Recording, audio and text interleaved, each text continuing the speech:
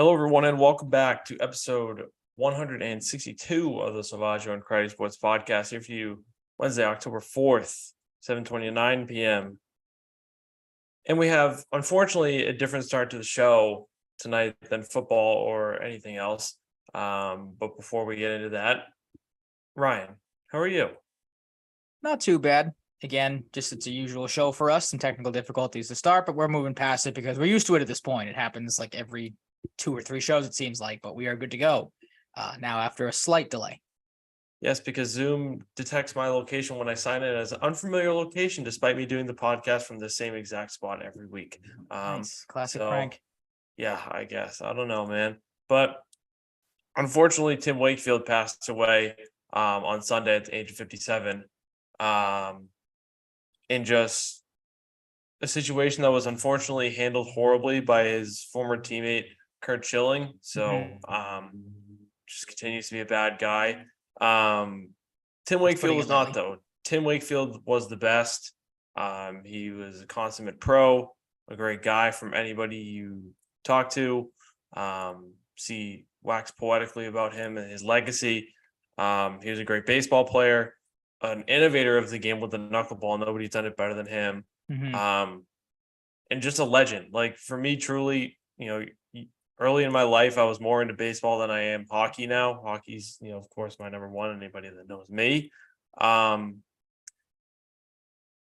Tim Wakefield, to see a knuckleball at such a young age was like watching someone bend space and time. And you had Pedro Martinez bending space and time by, sheer dominance. And you had Tim Wakefield with his calculated pitches and unbelievable knuckleball, just stupefying hitters, confusing coaches and fan bases, and electrifying the baseball world on a lower scale than some superstars with his quietly amazing stuff. And he was a pro on and off the field. I'm devastated for his family and friends. To lose him to brain cancer is just an unimaginable tragedy. And it's awful. It really crushed me. It really, really just sunk my heart when I found this news out. I literally walked back up from the laundry room and my roommate just told me, and I was like completely thrown off and still in shock. And it's a guy I'm never going to forget, a guy I'm always going to admire, and a guy who I still can't believe is gone and hope is resting easy, free of brain cancer. Yeah, it was an absolute gut punch. Same thing. I got home from work on Sunday. Saw it like right when I walked through the door, and you mentioned it, that the way this all went down was even more horrible than just the diagnosis itself. With, like you said, just horrible scumbag human being Kurt Schilling, taking it upon himself to, send the, I think as he put it in his podcast, he was a religious man. So he would be doing his religious and Christian duty to, send prayers, which really worked out well. I wonder what Jesus thinks about sympathizing with Nazis and owning all Nazi that nice memorabilia. stuff. Yeah. But to bring it back to Tim Wakefield, obviously an awful thing because of what you mentioned. Everyone, and Alex Cora talked about this. A lot of people that knew Tim Wakefield, I feel like, mentioned this. Obviously when somebody passes away, a lot of people, their first thing is obviously, he was a great person. This, and maybe sometimes you just kind of throw that out there because that's the first kind of gut reaction to have when someone passes away. But I think a lot of people, and like I said, Alex Cora, I think, said it. I can't remember exactly how he worded it, but basically, like, this isn't BS. Like, he was a pro's pro, one of the nicest human beings you'll ever meet. Obviously, what he was able to do on the baseball field, 2-time World Series winner, played 19 years, as you said, with one of the most, electric's probably not the word, because like you said, it wasn't an electrifying pitch. It was something different. It was something unique, the way he went about him. Can I make a comparison? Go for it. Yeah. What's up? He's kind of like a David Krejci of baseball. Like an unsung kind of, because he's not obviously the top guy. Calculated. Not going to blow you away with speed, speed on the ice versus, gas. It wasn't a guy that threw crazy gas or anything super often, but I think that's a fair comparison. Yeah, I think so too. Because again, like, you even take it back to those World Series teams. Like, you don't think of Tim Wakefield as a guy that, not that he didn't contribute to those teams, but like, obviously you think of like the David Ortiz's in 2004, Manny, the Pedroias of the world in 2007, stuff like that, the Beckett's. Tim Wakefield kind of gets caught in the shadow a little bit, but his obviously contributions were huge. Obviously we know what happened in 2003 with the Aaron Boone home run to come back. In 04, have that moment. Obviously, we've seen the videos of Mike Timlin, talking about this win was from him. We all know the video of Johnny Damon when they clinched I think it was the pennant. It was either the pennant or the World Series where he went over and gave Tim Wakefield the trophy and celebrated, kind of with him saying that this was for him. So obviously was beloved by his teammates. Like I said, a pro is pro, one of the nicest guys you'll meet. I never had the pleasure of meeting him, but a quick Tim Wakefield story to kind of take it back to me. My dad, obviously, he works for Delta. So when I was younger growing up, he'd always try to like sneak baseball autographs, like, because obviously he got to see the players come off the plane in the terminal. And Wakefield was one of the guys he was able to get. And you want to just, talk about how much of a pro he was. After he asked Tim Wakefield for an autograph, he obviously did it. He always talks about Wakefield when he did his autograph was like very peculiar with how he wrote everything, like down to the very minute detail. And then afterwards, he thanked my dad for asking him for an interview or asking him for an autograph. Like, what professional athlete in any sport, I feel like, have you ever heard, thank a fan for asking them for an interview? So like, he was just obviously from the outside getting to watch him growing up as a player, just seemed like a great human being, great person. Obviously, like I said, what he did with the Jimmy Fund, all the golf tournaments and stuff that he was involved in, raising money wherever it may be. So a very tough loss for the Red Sox, for the baseball world. Obviously, a lot of teams, a lot of players have shown kind of their condolences. I think it was George Kirby of the Mariners threw a knuckleball in his last start of the season, which was kind of cool. A little tribute to Tim Wakefield there, because obviously that's something he had never done before. So kind of caught a lot of people by surprise. But yeah, a very tough loss, obviously made tougher by how the situation was handled, of course. But like you said, you hope Tim Wakefield is resting easy. And it's a tough thing that people are gonna try to move on from, but this is one that's gonna sting, I feel like, for a while. Yeah, it is. It'll never not sting. Just to run through his career, 2 years with the Pirates to start. Took him a while to get to the MLB from the minors. Two-time World Series winner in 04, 07, and 09 All-Star, 2010 Roberto Clemente Award winner. Top Red Sox pitcher in numerous stats all time. First in starts of 430, first in innings pitched with 3,006. Second in wins behind Cy Young and Roger Clemens, both tied 192. He had 186. Second in games, 590 behind Bob Stanley, but 637. Second in strikeouts at 2,046. Third in Rookie of the Year in 1992, and third in AL Cy. I'm assuming that's Cy Young comeback. Yep. Yeah, Cy Young. Yeah, in 1995, and an everlasting legacy and a guy I'll never be forgotten. So we want to send our best to Tim, the Wakefields, family and friends and all that, because this one's going to be tough to get over. Absolutely. For lots of people, especially the family. So there's no easy way to segue out of a segment like this, but the MLB postseason has started, and if you missed it, the Minnesota Twins, who I have off to my left, just knocked out the Toronto Blue Jays. So, spoiler alert, I'm 0-1 to start so far. Not off to, I'm right there with you. Not off to a great start with that one.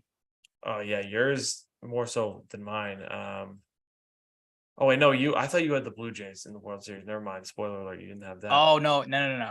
I don't know why I thought you did. We had the Blue Jays. We'll get into it in a second, because I wanted to, with baseball ending, just briefly touch on some of our predictions from the season to start, kind of give a quick summary of how things happened and went down.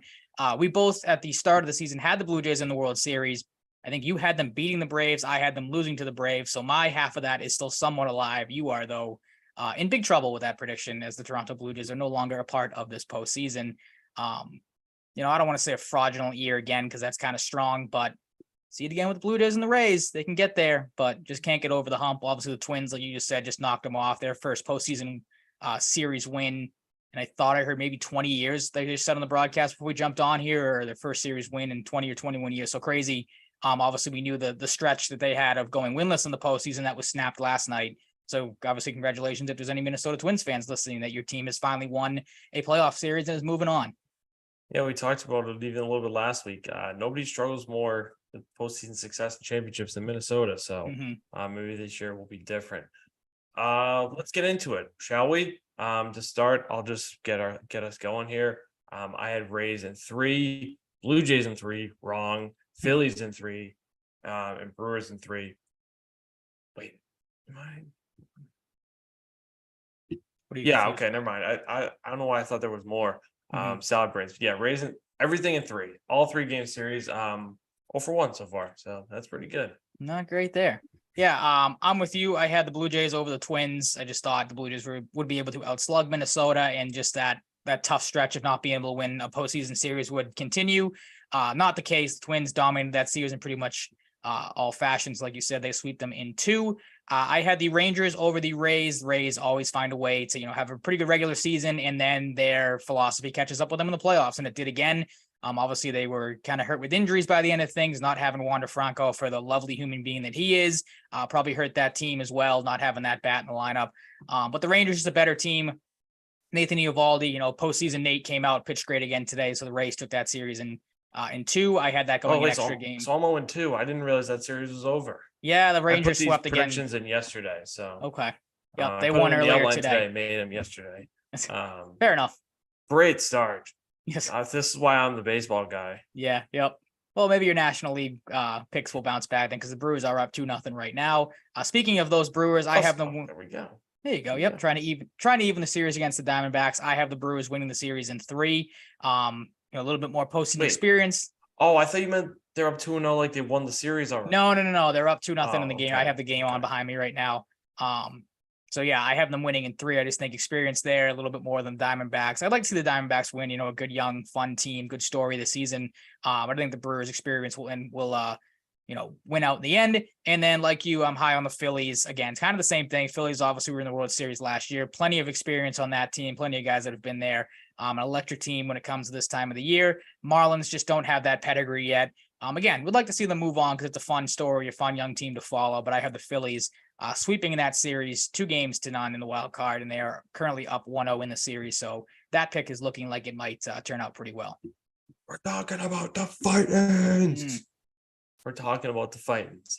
All right, so second round, I have the Orioles coming in and winning in 5 over the Rays, which looks like probably won't happen. One thing that won't happen is Astros over Blue Jays, because the Astros will be playing the Twins. Correct. So, yeah, I'm just gonna stick with Astros in 6 because that's what I said from the start. Not gonna change anything. Braves over Phillies. The Braves are just absolutely juiced this year. And Dodgers over Brewers. They're it's funny to say 162 team isn't like this amazing Dodgers team in comparison to past years. I feel like, even though Mookie had a fantastic year, Freddie Freeman had a fantastic year. Wait, is Freeman on the? I'm an idiot. Is Freeman on the Braves now or the Dodgers? No, Dodgers. Yeah. Okay. I thought I just mixed those up. I'm over. Went from the Braves to the Dodgers, so you were half right. Yeah, but I don't know. I'm going with the Braves. They're just or the Dodgers over the Brewers. Now I'm mixing myself up. Jeez, this is why I'm not the baseball guy. Fair enough. But yeah, Braves over Dodgers. Dodgers over Brewers. Fuck's sakes. It's the wheels are already falling off early. Jeez. Take a break. I think it's because the screenshot of my bracket is it is, too small. throwing you off a little bit. Yeah. Yeah, that's what I'll blame it on. Yeah. Fair enough. Your turn. All right, thank you. I too had the Astros and Blue Jays meeting up in the division series. That, of course, is not going to happen. But like you, I'm sticking with my original pick. I don't think the Twins stand a chance against Houston. Again, I'm going to ride the teams that know how to win in this spot. That is the Astros. They're the boring pick, but I have them winning in 4. Twins might be able to squeak out a game here if they get some good pitching like they did against the Blue Jays. But it is all Astros for me. Rangers and Orioles, again, it's the theme for me. I'd like to see the Orioles move on because they are fun. They are young, and they're going to be here for a while with how good that team is. But Rangers have more of the veterans, the more postseason guys like Corey Seager, of course, Nathan Eovaldi, who I mentioned, Jordan Montgomery, who's pitched, in the postseason before, was great in the series against his start against the Rays. I have the Rangers winning that series in 4, just not the Orioles time yet, unless they surprise some people, which they very well could. And not a spoiler alert, but maybe my co-host has with a pretty big surprise coming up with the Orioles. Brewers and Dodgers. I have the Dodgers sweeping that series. Dodgers just loaded when it comes to talents compared to the Brewers. Unless the Brewers can outpitch them, they might stand a chance. But then again, the Dodgers are probably just going to outslug them in the end. Like you said, Mookie and Freddie Freeman, 2 perennial MVP candidates this season. We'll make that an easy series for the Dodgers. And then the Braves and the Phillies. This is a series I'm most looking forward to because I think the Phillies are really the only team that can stack up against the Braves. I don't know why I'm saying them over the Dodgers, but just something about the Phillies, that division rivalry could be the Fightins. Yep. could, prove to be a problem a little bit for the Braves. Maybe they get off to a little bit of a sluggish start. After, sitting around for a while, the Phillies will be hot coming in, maybe off a win against the Marlins. The series goes 5 games. I think the Braves end up squeaking it out in the end, just, overall talent.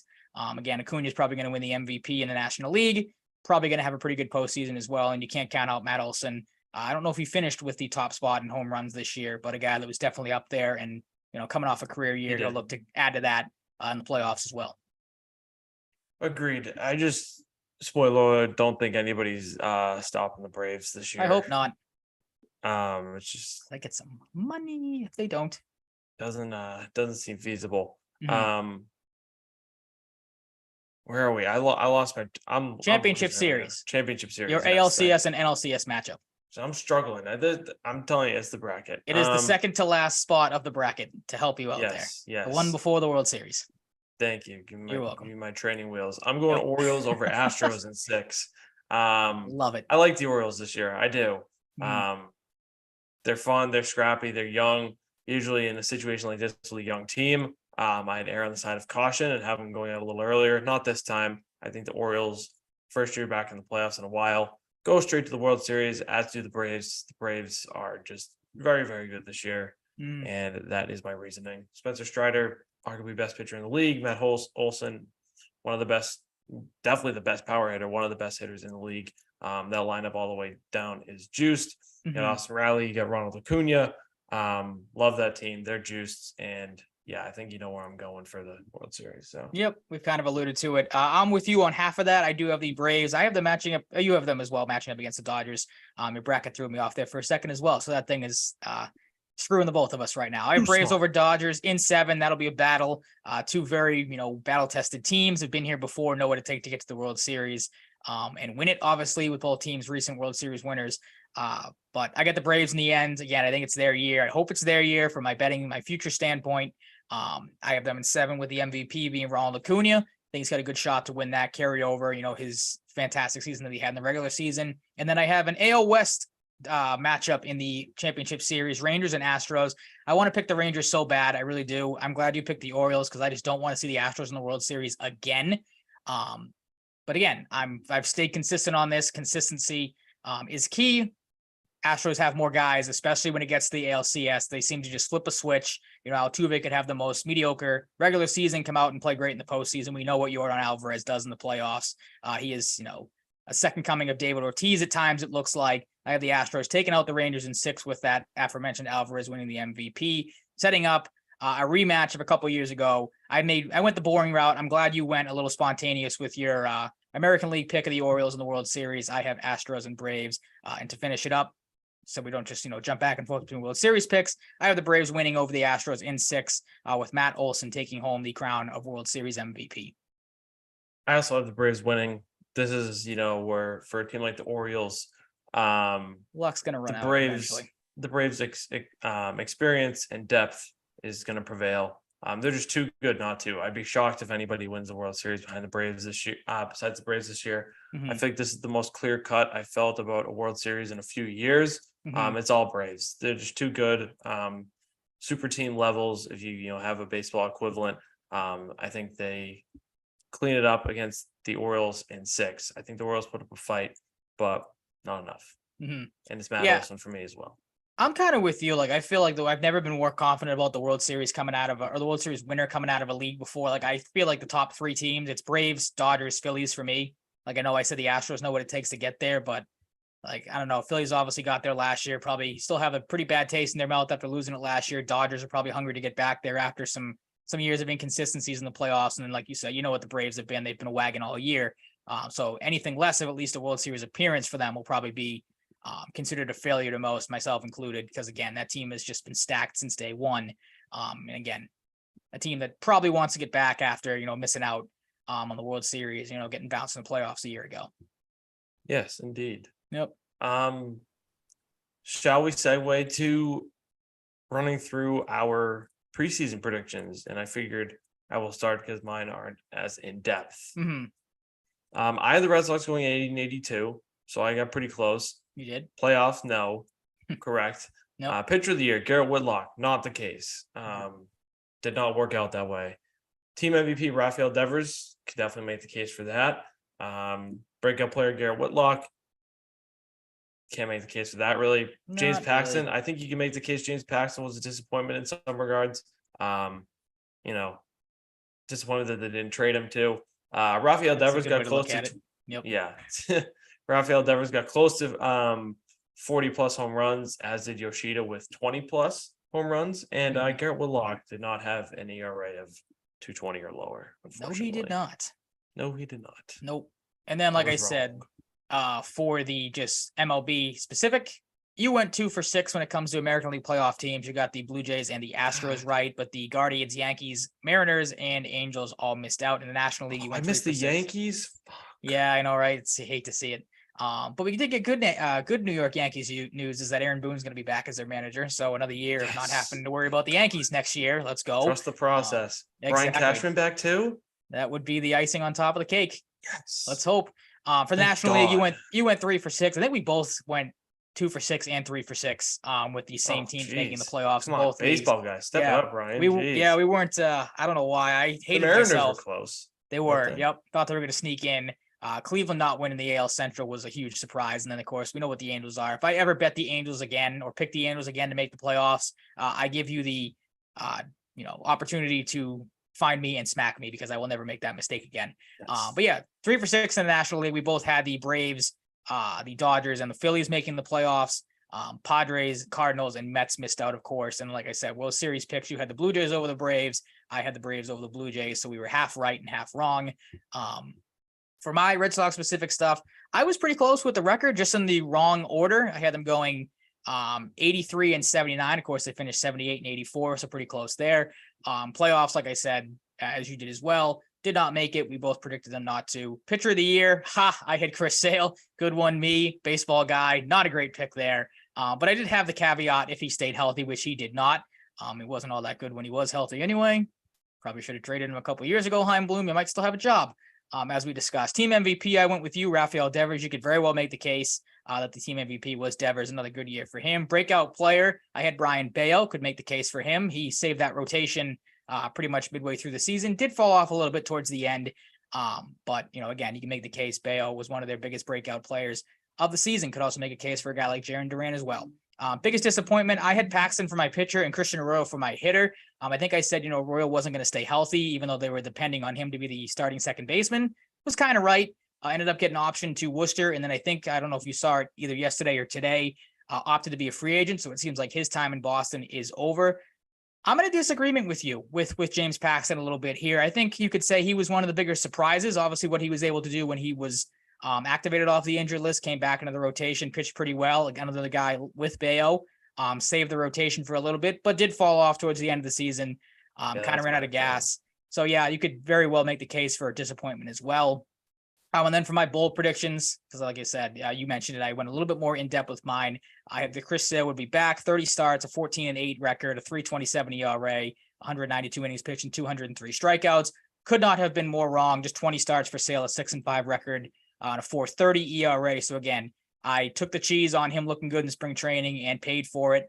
My other prediction, Masataka Yoshida, not Rafael Devers, would lead the Red Sox in RBIs. Of course, Devers did run away with the RBI total when it came to Yoshida, 100 to 72. I said, again, if he stays healthy, Chris Sale will be a Cy Young consideration, top 5.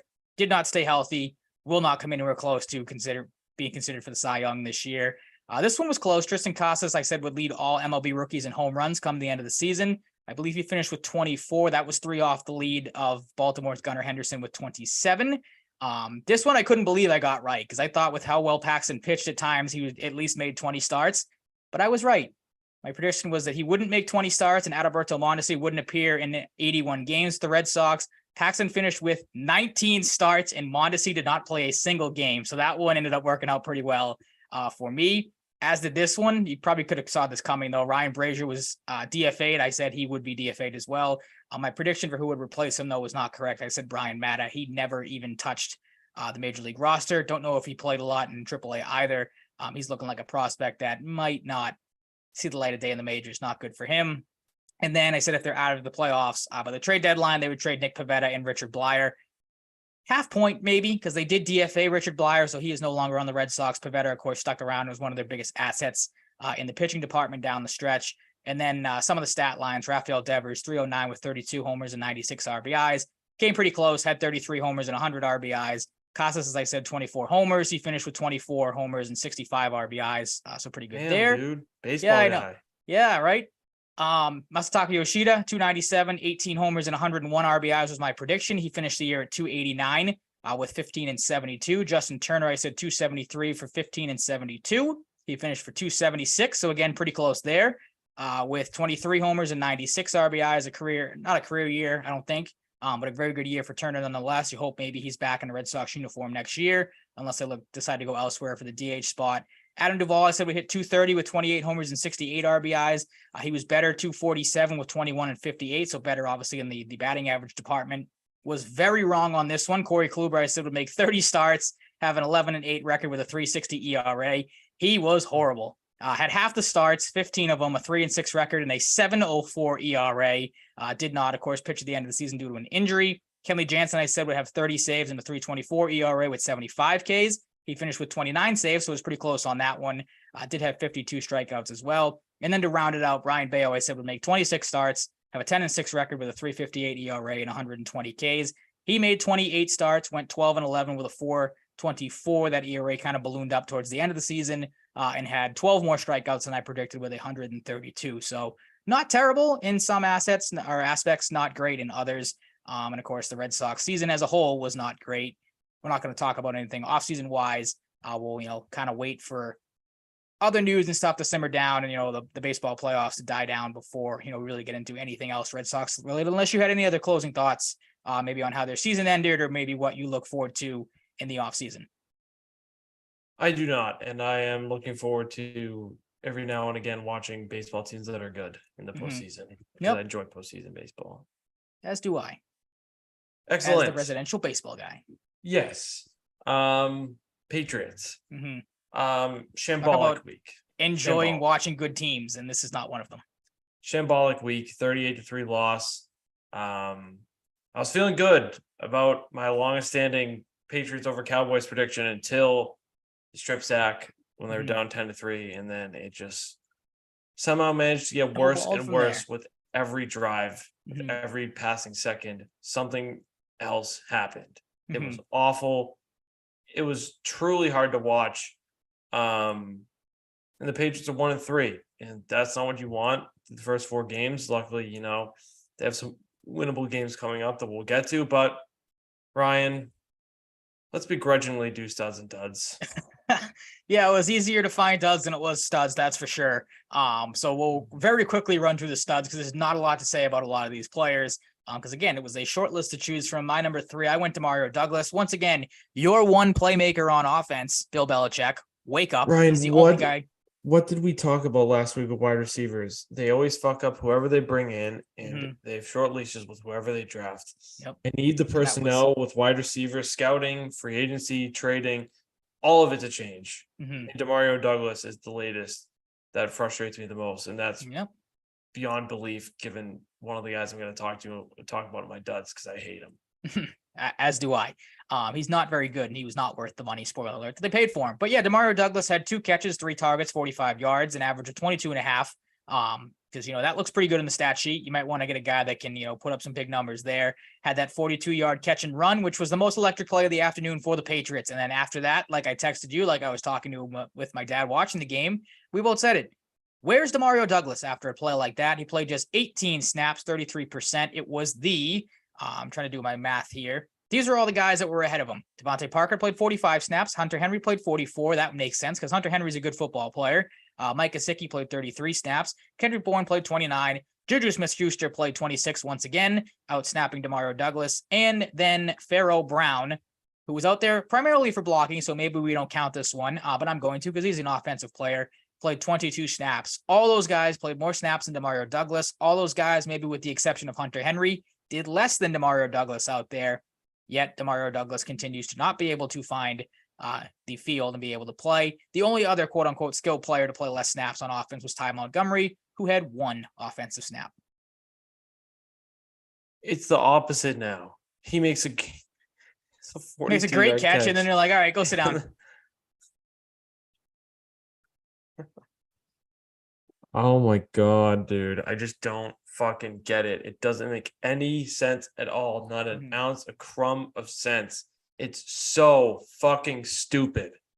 The thing that's Like- aggravating too, like I don't mean to cut you off, but I just thought of this No, now, it's and I don't want to dump on him because the guy, we're looking forward to getting back, seeing what he can bring to the table before you make any, we talked about it last week, before you make any, assumptions or anything like that about the player.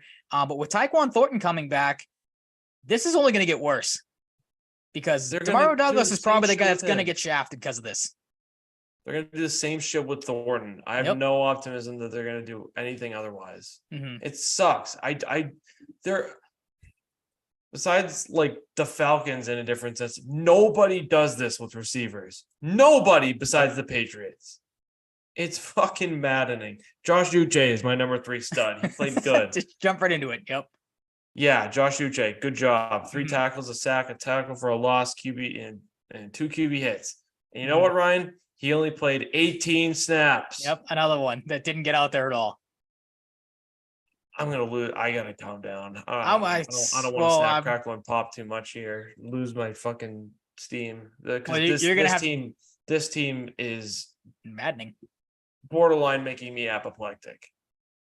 I told you what to do. I told you. We at this point we root for fantasy football players because the football team we root for is not one. I had Josh Uche as my number 2. I'm not going to spend too much more time on it. Like you said, played 18 snaps and was one of their best defensive players out there from a production standpoint in a game that on defense otherwise sucked. So good job, Josh Uche. You're probably going to have to play more and step up your game now, as we'll get to a little later. With one of the better defensive players on your team and in the league, Matt Judon, most likely done for the season. He doesn't seem to think so, though, according to his Instagram. So hopefully at this point, with the way this year is gone, if he comes back with a couple weeks to go, just sit out, man. It's not worth it. I don't know. Your number 2 Tavai has been quietly good this year. I think your number 2 stud. Did I? Oh, yes, you did. Kyle Duggar, not quietly good, very outrightly good. I don't even know if outrightly is a word. 12 tackles, 3 assists, a tackle for a loss. A guy that shows up and a guy that needs a contract extension. Please do it. Like, make me smile once. Was good on the stat sheet, but again, the fact that your safety had 12 tackles does not show a successful day on the defense. That's a problem if your safety is making that many tackles in the game. But a good game for him nonetheless. Like I said, I had Uche as my 2. You have the same number 1 as me, Jelani Tavai. Nothing against Jelani Tavai. He played really well. 6 tackles, a sack, 2 tackles for a loss, 1 quarterback hit, 1 pass breakup, played 46 of the snaps, 66%. Again, nothing against the guy, but if Jelani Tavai is the number 1 stud in the studs and duds list, probably wasn't a great day for the defense, and that was the case. Did you have any thoughts on Tavai's play? I like him. I think he shows up randomly. You kind of forget he's out there a lot, but he makes quietly good plays. I had moments I didn't really like him last year. Moments he was good, but overall I'm okay with Jelani Tavai, and I'm happy he is a Patriot. He's one of the few Matt Patricia W's. I think he was a guy that Patricia brought in. So I believe so. Yes. If there's any credit for Matt Patricia right now, what'd you say? I believe he's a Detroit guy as well. So okay, there you go. I don't like Juju Smith-Schuster, and I don't want him to be on the football team anymore. I don't either. He's so useless. It's not even funny. They will not cut him, Nope. which is a shame. But I would like them to. 1 catch on 15 targets for 14 yards. Why did you sign the guy? I've been asking myself that since day one. Like, it's not even to the point of Jacoby Myers playing well in Vegas anymore. It's just the fact that this guy cannot do anything on the field. Like, he's clearly more hurt than he's leading on. That knee is way worse than we think it is or know it is, because it's clear as day that it's not going well for him. I think the knee injury was a distraction from just lack of brain cells. Maybe you could say that. Lack of compete. Anti-football pussy syndrome. Get him off the fucking team. I'm done. I'm done with Juju Smith-Schuster. I'm fucking done. I'm right there with you. Like, I don't want to talk about I don't know what else to add. He's not good. What the fuck? What the fuck? Yeah. It's every fucking guy they bring in now. It's something. Yeah, it's not good. My number 3, like Juju Smith-Schuster, but this is a guy that's been with the Patriots longer, so that makes him not shy of the duds list whatsoever. It's Miles Bryant. maybe some people will give him some benefit of the doubt because he was put in a crappy won't. situation after, Christian Gonzalez goes down. I don't either. I'm right there with you. 4 for 4 when it comes to coverage stats, 54 yards. The most obvious touchdown allowed on the planet, sitting there watching the game. I texted you again. I said it to my dad, as soon as Christian Gonzalez left this game, whoever CeeDee Lamb is on, that's who the ball is going against. It was Miles Bryant. The Patriots did nothing to help him in this game. Like you said in yours as well, because I think you had him as an honorable mention. He was picked on all game. Again, 4 catches, maybe not the craziest thing. What's up? He texted about it too. The second Gonzalez got hurt, they're going to pick on Miles Bryant, and they did. I don't care if he's lower in the depth chart. You have to step up. And he didn't. He sucks. We've known this 10 for tackles years and a now. forced fumble somehow. That performance by him was an anomaly, and I'm not even sure it really happened. No. Well, the forced fumbles too didn't even matter. He punched one of them out of bounds, and then I think the second one the Cowboys fell right back on. So it's not like he really did anything all there either. The other play too that was maddening, the second play of the game, forgets to cover Michael Gallup, I think on a comeback, and it goes for 29 yards. So that was the Ryan. That's happened start to of the all day. of us. We've forgotten about our coverages before. Yep. Forgotten people exist. Happens to all of us, Ryan. Give the guy a break. Yeah, sorry. Number 2, Michael Onwenu, a guy that I like. Didn't like him this time. Thought he had 4 penalties, only had 3. He never takes penalties, really. Nope. Especially last year. I wasn't impressed. He played undisciplined. He didn't look like himself. As you have noted, his one holding penalty negated a 12-yard run for Ramondre Stevenson, who didn't do shit either. Getting a little worried about him. Very well could have found the duds list himself. Yes. The offensive line was not good after a good week against the Jets. Michael Onwenu needs to rebound. Not going to harp on him as much as Juju. No, I mean that you know what Michael Onwenu is, and that's why this type of performance was so glaring, because you know how bad the rest of the offensive line is outside of David Andrews. If this is a guy that starts to struggle, then you are really screwed. You have pretty much nothing except the center at this point if Onwenu starts to go down the tank. But I'm with you. I'm going to hold out hope that he figures it out, because you are playing one of the better defenses, particularly in the pass rush that will play all season. So hopefully this is a guy that figures it out. We think he will. But again, like, especially too with how bad Stevenson has been, when he gets a 12-yard run and breaks one off, finally you commit a holding penalty. Like, that's just such a kick in the balls. Like I said, when the whole offensive line sucks as well, this one just looks just as bad. Number 1, no surprise. Feel free to join in whenever you want to. It is Mac Jones, maybe his worst game of his NFL career. I know it's not the lowest rated game he's had. There were 2 worse, but this was bad. Everyone talk about Mac Jones. You defend him when you talk about him. You say, oh, he's got the smarts. That was his MO coming out of college, his rookie year, knows what to do, knows how to be smart with the ball. This was the dumbest I've ever seen Mac Jones play. The continuous decision to throw across the field, across his body, even on the second one. I said it to my dad watching it. He takes off with the football and then just kind of like lollygags around with it, kind of looks around and then just chucks the thing. Like, you got to be smarter than that. The strip sack, as we texted about, you never want to get on a quarterback for a strip sack, but like we said, know the situation, man. You're running out of the pocket. Guys are going to be chasing after you.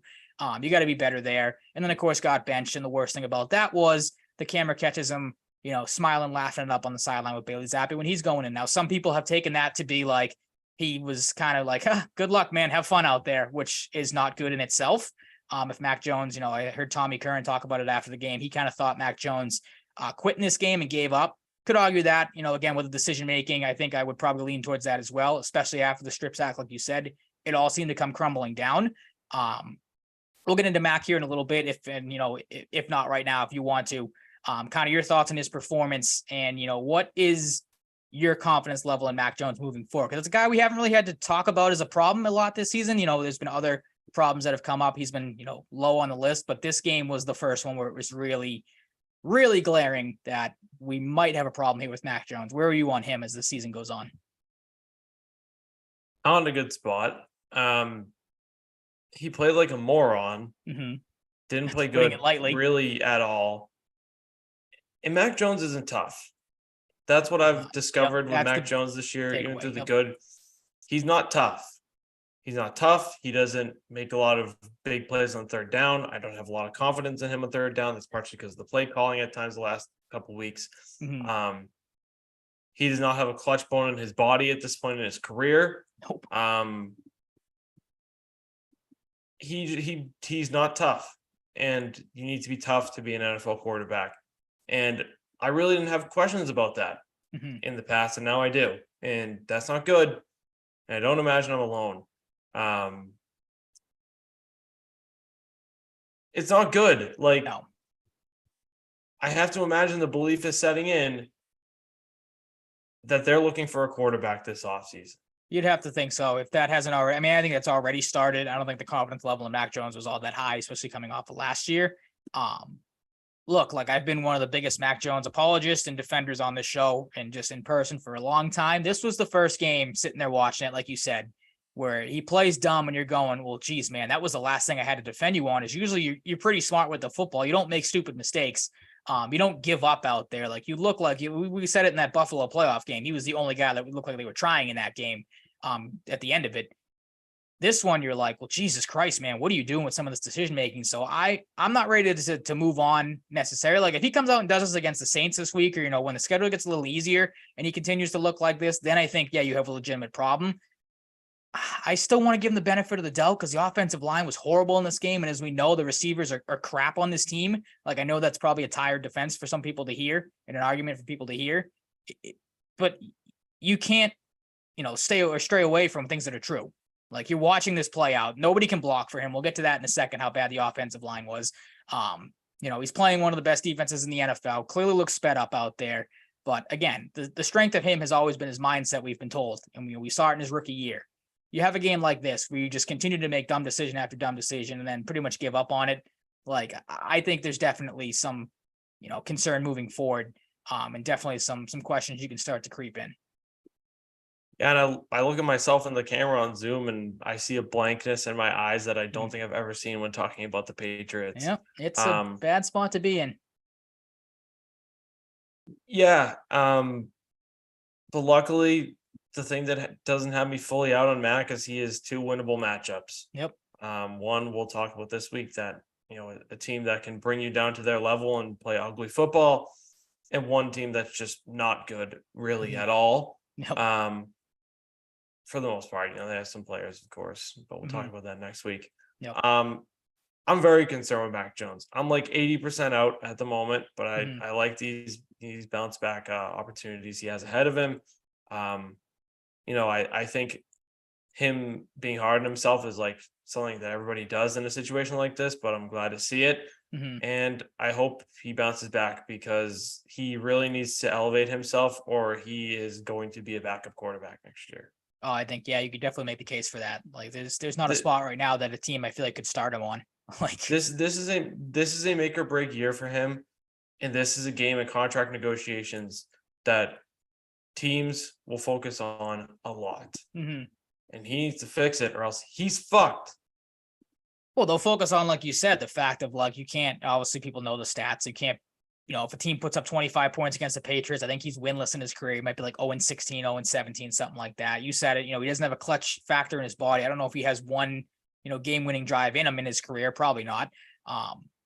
So it's not been great. You mentioned though, it's not fully on Mac. And that was kind of the next thing I was going to lead into, how much is he the main factor though? Because you mentioned the play calling, and some of the decisions or some of the situations he's been put into. We're not great in this lack game. of receivers he has. That too. Yep. We know that how bad, guys again, like Juju Smith-Schuster and Devontae Parker are both pretty useless at this point. But again, for me too, the other big takeaway was it was another game, prime time against a team that I don't want to think the Patriots overlooked because it's the Cowboys, say what you will about them. They are a good team. But another game where right out of the gate, we were texting about this too. Didn't look like they were ready to play. How many missed tackles did they have on that opening drive? We talked about it in the dud side with Miles Bryant. He leaves Michael Gallup wide open. Again, second play of the game goes for 29 yards. Sean Wade, who stinks, again, put that up to Bill Belichick for bringing that guy in and mismanaging the position, and having depth at the corner spot. He misses the tackle on the very next play. That leads to an 18-yard gain for Tolbert. Wade, he also leaves Michael Gallup open on the 3rd and 6 that was converted. Jalen Mills whiffed on a tackle on Ferguson for a 3rd and 6. That went for 14 yards. And then, like you mentioned, you have questionable play calling. 3rd and 1 from the Dallas 6. You don't trust your O-line to block, which leads to an incomplete pass. I think that shows how little faith they have in Ramondre Stevenson right now to pick up a yard, or, even Zeke in that spot, put him out there to try to get it. 4th and 1 from the Dallas 6. First, Can you I take add one to the list here once you're done. done? Yeah, sure. You can add it now if you want. Go for it. Somewhere in the first half, they're down 7, and they go for it on 4th and 6 or 7, I think it was. Mhm. Why did you do that? Desperation, not having a clue what to do. You're falling behind. You try to figure it out. I don't know. It's That drive could have led to more points. I don't remember. Mhm. Why did you do that? Like, why? Like, there's no point. Mhm. Sure, I know you want to get points against a high scoring offense. Then get the fucking ball back. Your defense is your strength this year so far. Yep. And Christian Gonzalez and Matthew Judon are healthy at this point in the game. Mhm. Unfortunately, they're not now. Yep. So these decisions are going to be magnified more if you fuck them up when you don't have your defense to bail you out, because your 2 best players are injured for the foreseeable future for Gonzalez the rest of the year. Mhm. And you brought in JC fucking Jackson, who has multiple arrest warrants out for him in this state Well, I to told fix you, it. I texted you. Bill Belichick was doing the state a favor, and he was getting J.C. Jackson back into Massachusetts so they can figure out what they want to do there. That's the only thing I can think of. That move changes things 0% for me. It's a Will sideways JC move. Jackson make an impact whenever he's healthy again, or healthy in the fucking head too? Maybe. But I fucking doubt it. Yeah. I doubt it's gonna win you football games, and it's a cheap move. It's a Mhm. cheap fucking move. And thank God that the Chargers, I think, are paying like 9.55 million of like the 12 million he's due or something, and the Mhm. rest is gonna be converted in like signing bonus. Cause like I would have popped the fuck off if they paid this The whole Patriots actually contract had to this pay year. money. Yeah. Well, that's the thing. They don't pay money for anybody. But yeah, just You know you're in a bad spot when you're taking on even part of a contract like this so early Mhm. on, just because he's the guy you used to have. Yep. And he's Well, dealing with legal trouble in this state while he was in Los Angeles. Got that's the only reason scratched why he's here. as an $85 million player 2 weeks ago. This is where the Patriots are at. And that's fucking embarrassing. Yeah, and again, I think that goes back to your people want to blame Mac Jones, but as we were talking about with all the decision-making stuff, like you blame Bill Belichick just as much. Not ready to go in this game, getting coach circles around the likes of I can't think of the guy's name. I'm drawing a blank. Dan Quinn and Mike McCarthy. Like that should never happen. But this is where you're at. Again, just some of those plays you alluded to it. You know, the decision-making on a 4th down. 4th and 1, you take a delay game penalty and then try to kick a field goal rather than go for it. Be aggressive on the road. You knew you weren't, going to be able to. If you got into a shootout with the Cowboys, or if you, made stupid mistakes like you did, you weren't going to be able to keep up with them. So go for it there. But they don't. 4th and 1 on the Dallas 41, they run a QB sneak with one of the worst offensive lines in football, and you can't even properly execute that. Mac Jones goes sideways instead of straight ahead. And then we texted it, like I said, when it happened. As soon as Gonzalez leaves the game, you see Miles Bryant down on an island against CeeDee Lamb. I texted you and like, this ball's going to Lamb. Or after it happened, I was like, that is the most obvious touchdown. We might have texted each other at the same time. Yeah, that's what it was. We did. Time. Yep. Because I said that to you. I'm like, wow, good timing for that. But yeah, I mean, it's just anybody with a brain should sit there and go, shit, we might want to, get some safety help over the top or double cover him down. Because as soon as the Cowboys see that, again, it was the easiest touchdown on the planet. So to me, it was another game too, where Bill Belichick is just sitting there, trying to, skate his way through it. I don't know how I want to word it, but you know what I mean? Like another game where he just looked like he didn't know what he was doing out there. And again, got coach circles by Mike freaking McCarthy.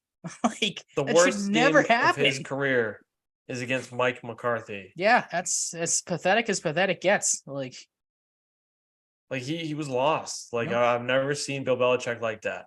Like what more can where you you're add at right now? Yeah, besides the fucking fact that Ezekiel Elliott, it is mentioned that he's going to get starting reps against his old team. He gets 6 carries. Yeah, that was another for one. 16 yards.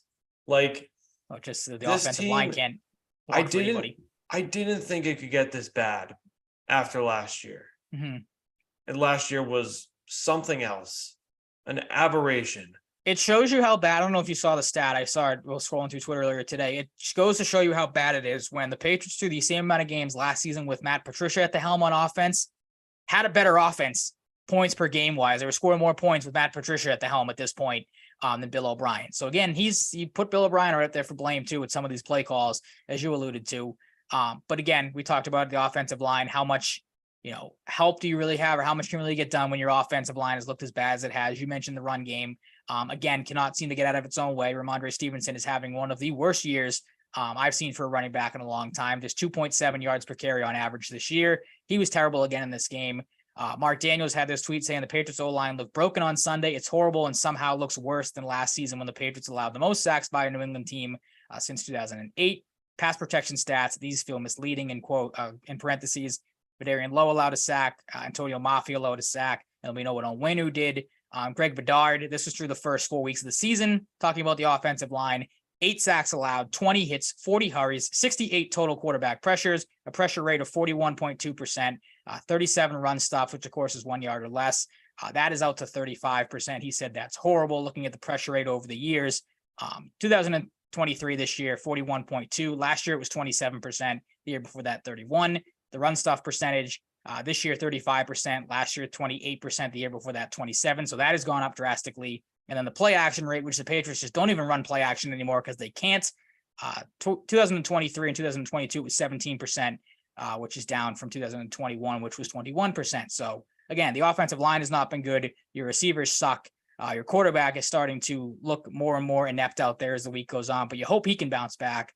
And then your coaching staff, again, with how, lack of talented this roster is, put them up there to blame for that. One Bill Belichick. They do not look great in this situation either. Like you said, it is a very rough time to be a Patriots fan right now because this is something we have not experienced in probably our lifetime with how bad this team has looked. But hopefully they turn the page, as you said, to a game against the Saints that we'll get into a little later. Did you have any other thoughts from this doom and gloom Patriots game that I would pretty much like to never talk about again? Yeah, me too. But I just can't even imagine what the numbers would look like if the offensive line didn't play good for once against the Jets. How about if Zach Wilson looked like, we'll get into it when we do the recap in a minute. How about just if Wilson looked like a competent quarterback like he did on Monday Night Football? Like, we'd be 1-4, buddy. Very well could be looking at 0-4. Yeah, 0-4. What am I saying? No, 1-4. Yeah, man. Like that just took the energy out of me like, oh, geez, now I can't even speak. Like Sunday. Gotta recuperate here. A lot of show left. Week 5, New Orleans Saints. This is a winnable game. The Saints are disgusting this year. They're 2-2, lost 26-9 to the Bucs. Patriots are 1-point favorites. I will be betting that to put good energy into the world. Hopefully get it back in return. The over-under is 40, and I like the under. I'll be hammering the under in that game. Both these teams offensively suck. Yes. This game is just gonna be tough to watch. It's gonna be another repeat of the Jets game. Maybe not as bad because the Saints at least have some competent players on their offense, especially with Kamara back. I have to assume Chris Olave is gonna bounce back after his 1 catch for like 4-yard performance against the Buccaneers. But I think it all obviously will depend on if Derek Carr is healthy or not. And if he's not, maybe that's something the Patriots take advantage of in what should be a get-right game for them, but nothing I feel like as the season goes on is going to be considered a get-right game for them anymore because that's how I feel like most of the NFL looks at them. My score prediction will say otherwise, Ryan, but I am thinking this could be a tie. Oh, God, don't say it. If they tie this, I'm not watching the Patriots anymore. Like, the Patriots should never be in a spot where they tie. I am having and if you predict that, because you've predicted the scores before, if you predict a tie and it goes to be a tie, I don't think I'm going to be able to do the show with you next week because I'm going to be so disgusted having to come on here and be like, you son of a bitch, predicted a tie and look what happened.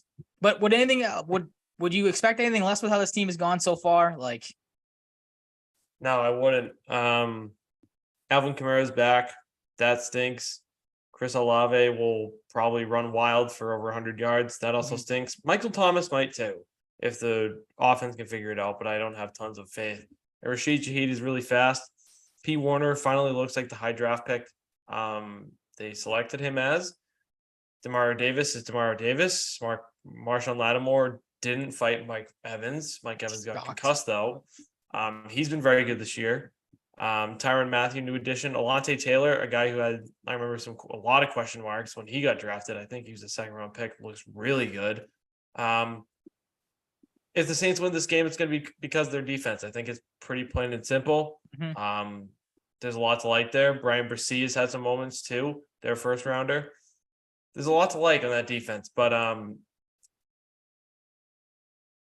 Cesar Ruiz got hurt last week, but he wasn't on the injury report, so you're looking at him back. The offensive line can be a weakness for them at times. They have good players, but they don't always show up the best they can. They got Andres Pete, Ryan Ramczyk, Eric McCoy, good players, but it's not always a sure thing. So gonna need the scraps of the remaining pass rush to be productive. I'm talking Dietrich Wise, who we've seen step up in the past. I'm talking Josh Uche as well. And you really don't have a ton of a pass rush outside of that. No, that's what I was gonna say. Just you not hope- good. Christian Barmore, please. Yeah. I was going to say you hope, because that was the one thing, as we always do here, things to watch out for in this game. It's just, that's my question. We obviously know the answer to the Gonzalez one. You got to think he's going to be up ready to go in this game, being JC Jackson. Now, whether if he'll be the cornerback 1 or the 2 behind Jonathan Jones, hopefully he comes back, because he did practice today. Be something to watch. But yeah, that is the question for me. Who replaces Judon? As we know, you said, the torn bicep, maybe done for the year. May not Potentially be coming off the pup list, so maybe Yeah, at some point. he could be back. But some names have been thrown around there. Guy like Keon White, maybe getting a little bit more of an opportunity would be nice to see. Because again, Keon White, I knew I was forgetting someone. Well, it's not hard to when you have a guy again stand out in the preseason like he did, and you hear all this talk about this guy playing really, really well, and then you see him for like 3 or 4 snaps a game. And again, maybe that's scheme wise. But you got to think now with Judon out, he's a guy that gets a chance. I saw looking at the depth chart today, they have Marte Mapu listed as a linebacker now instead of a safety. So maybe he's a guy that gets some play there. And then Kyle Duggar. Yep. Send Kyle Duggar after the quarterback, please. We've seen that work this season. Yeah, man, it's just gonna be all hands on deck. Defense, you kind of alluded to it.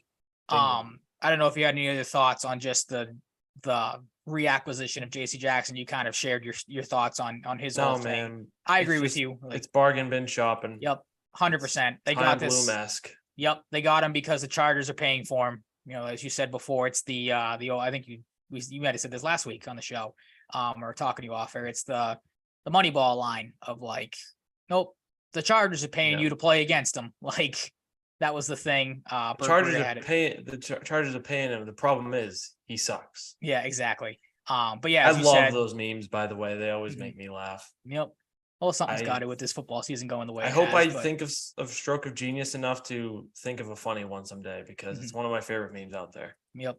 But yeah, I'm with you. All the same reasons. JC Jackson is brought back because he knows the scheme.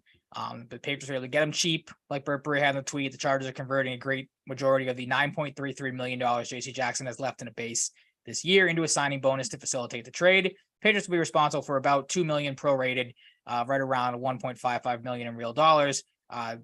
On the revised deal, Jackson has no guarantees post the 2023 season. So yeah, Patriots get him cheap. They get a guy that knows the system. They get him because has the off-field stuff, all that stuff. I was listening to Scott Zolak today. He said Jackson is still dealing with his knee problem, his meniscus problem. So he's pretty much a ticking time bomb at this point.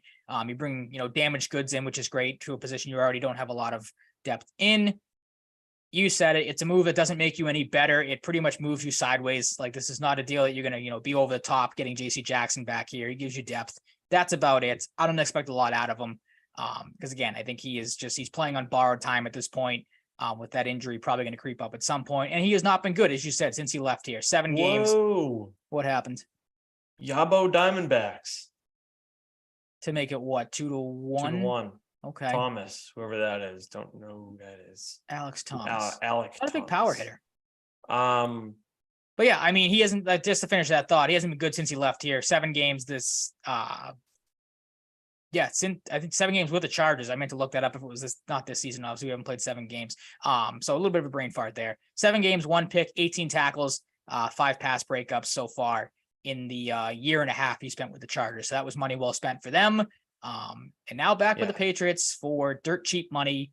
And who knows what kind of impact he's going to make, if any. Yeah, Chargers fans are thrilled. I'm not. Bad player, bad person. Patriots 20, Saints 13. I'm going same score for the Saints, 13 points. I got 18 for the Patriots. This game is going to stink on ice. It's going to be right around there. It could be played on ice. You can say that. Like you said, hammer the under in this one because it's not going to be pretty. It's going to be another boring game that just does nothing to frustrate you.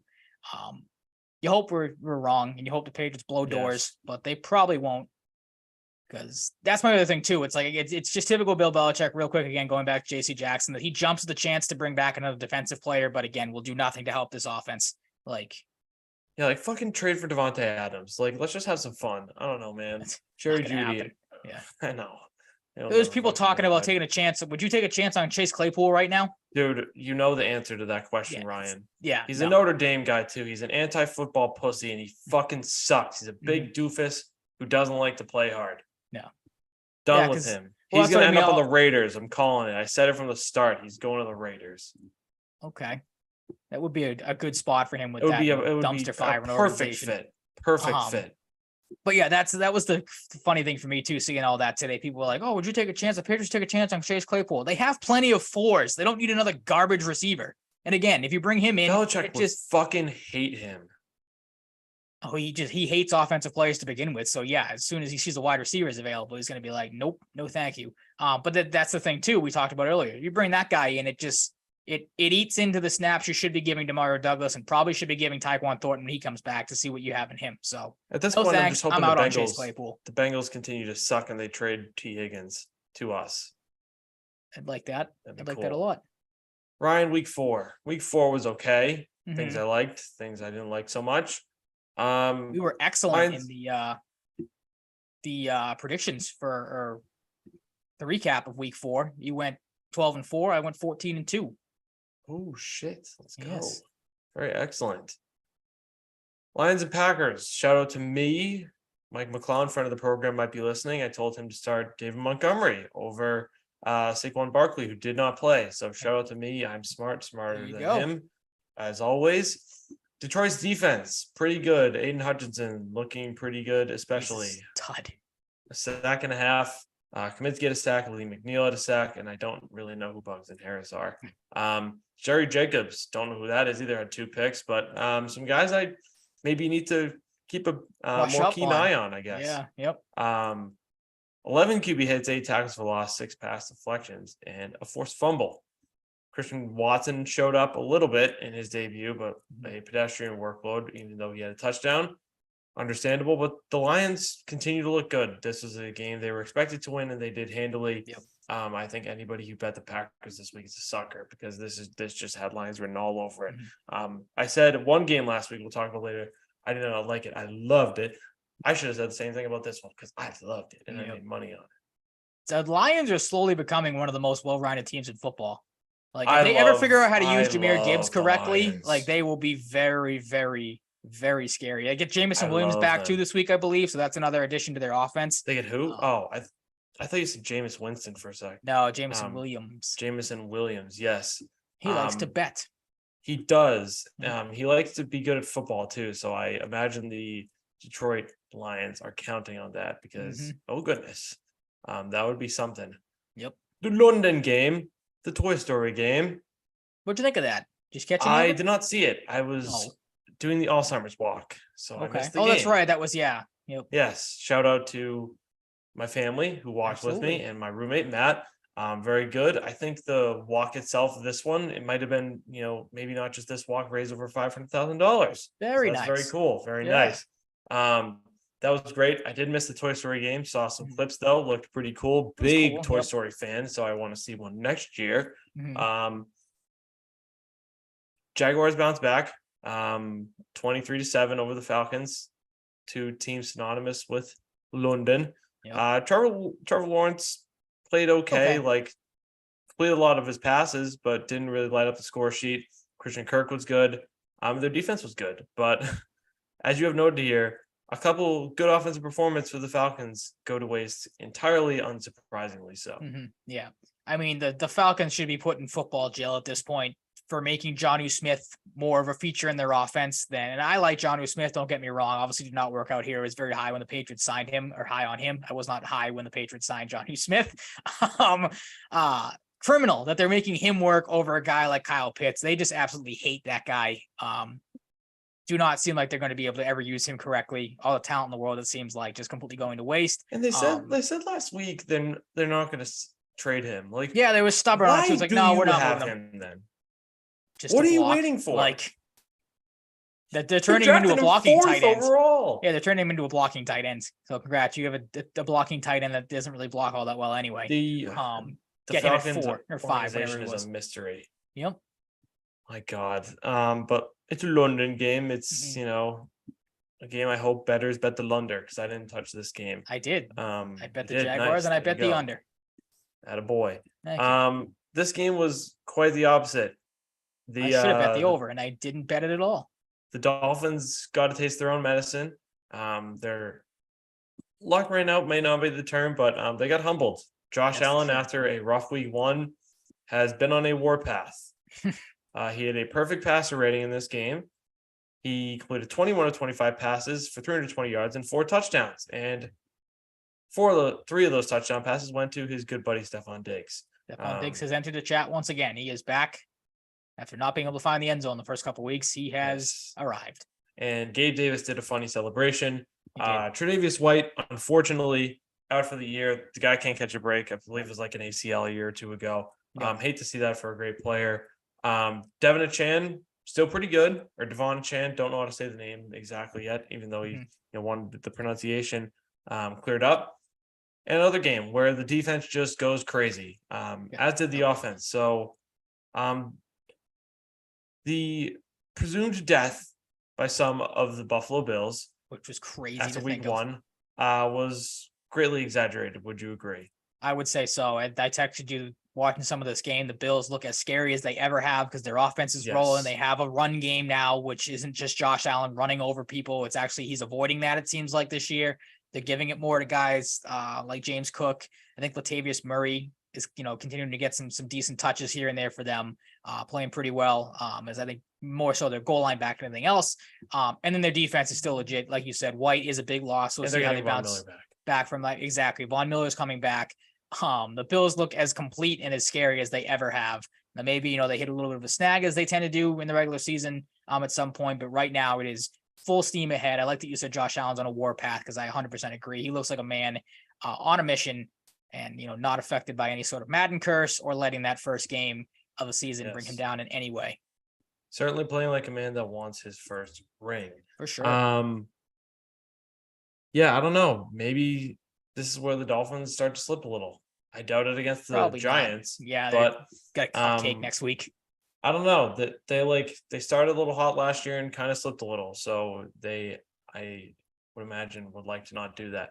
I have more confidence in them not doing that this year than last year, though. I do too, and that goes into obviously Tua's healthy. I don't know if this was true or not. I meant to look it up because the stat on Twitter I saw was so wild. Did you know this is his first week 5 of his NFL career?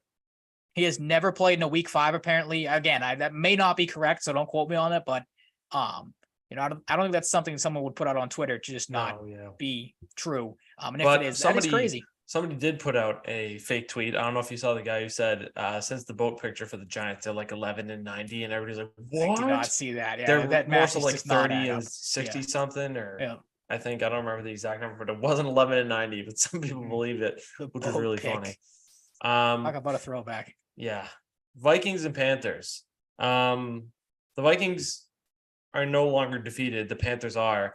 They're looking for wide receiver 1. Awkward. A little bit.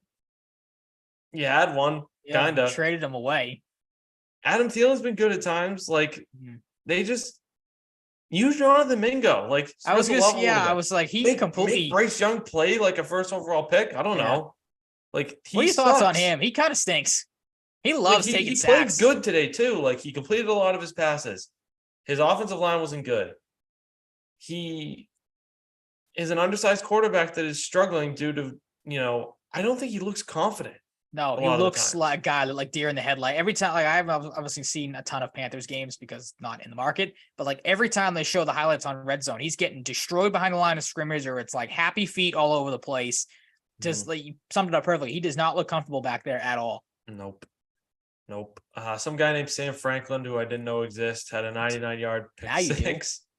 Harrison Smith, old as shit. Balled out. Not bad, though. 3 sacks, 14 tackles, 2 tackles for loss, and 3 QB hits.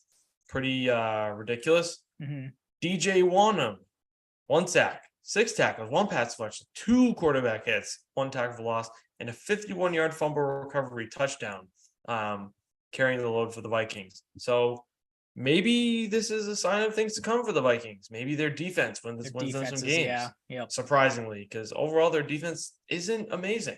Mhm. But I don't know. This has to be a boost of confidence as a Vikings fan, because you know what you have on offense, even though you didn't use Jordan Addison this week, really. Mhm. Put some pieces together, and this team is a playoff team again. But it's going to take some digging, because they are not in a good spot in the standings at the moment. No, they don't have a good spot coming up this week. I was going to say the same thing. Got to be a confidence booster for your defense when you're sitting there and you have Patrick Mahomes on the schedule coming up this week. So good time to figure some things out. Panthers, they look like a good team. And anytime somebody plays them, it is a get right game and a half, because we talked about it with the Texans. Going to be a work in progress with a young team. The Panthers are going to be a long work in progress. Yeah, I was wrong with the Panthers. I don't think they're going to win 6 games. Personally, They might not. don't mean to go out on a limb here, but They're not very good. Ryan, this game was more entertaining than I thought it would be, and it was One of the Broncos best and Bears. games of the week, surprisingly. I can't say I watched a ton of it, I but didn't either. I saw highlights. The Bears blew a 28-7 lead, though. That was the big thing. DJ Mhm. Moore, who we were just schooling at, played pretty good, 8 for 131 and a touchdown.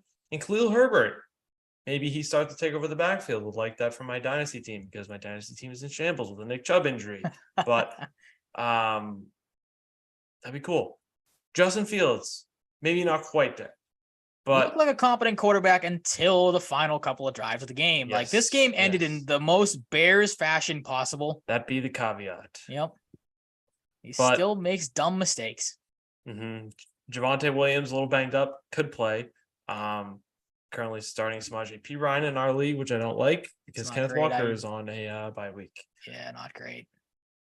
Russell Wilson played good. Justin Fields played good. Didn't expect that. Didn't watch a lot of this game. Don't have much else to add. It's the Broncos and the Bears, man. But Yeah. I will give them credit. They did not put together one of the worst football games ever, like a lot of us expected. So Yeah, this is a game too, betting wise. I think I would have, if I bet on it, taken the under. Actually, I think I might have, and I lost money on it, taking the under.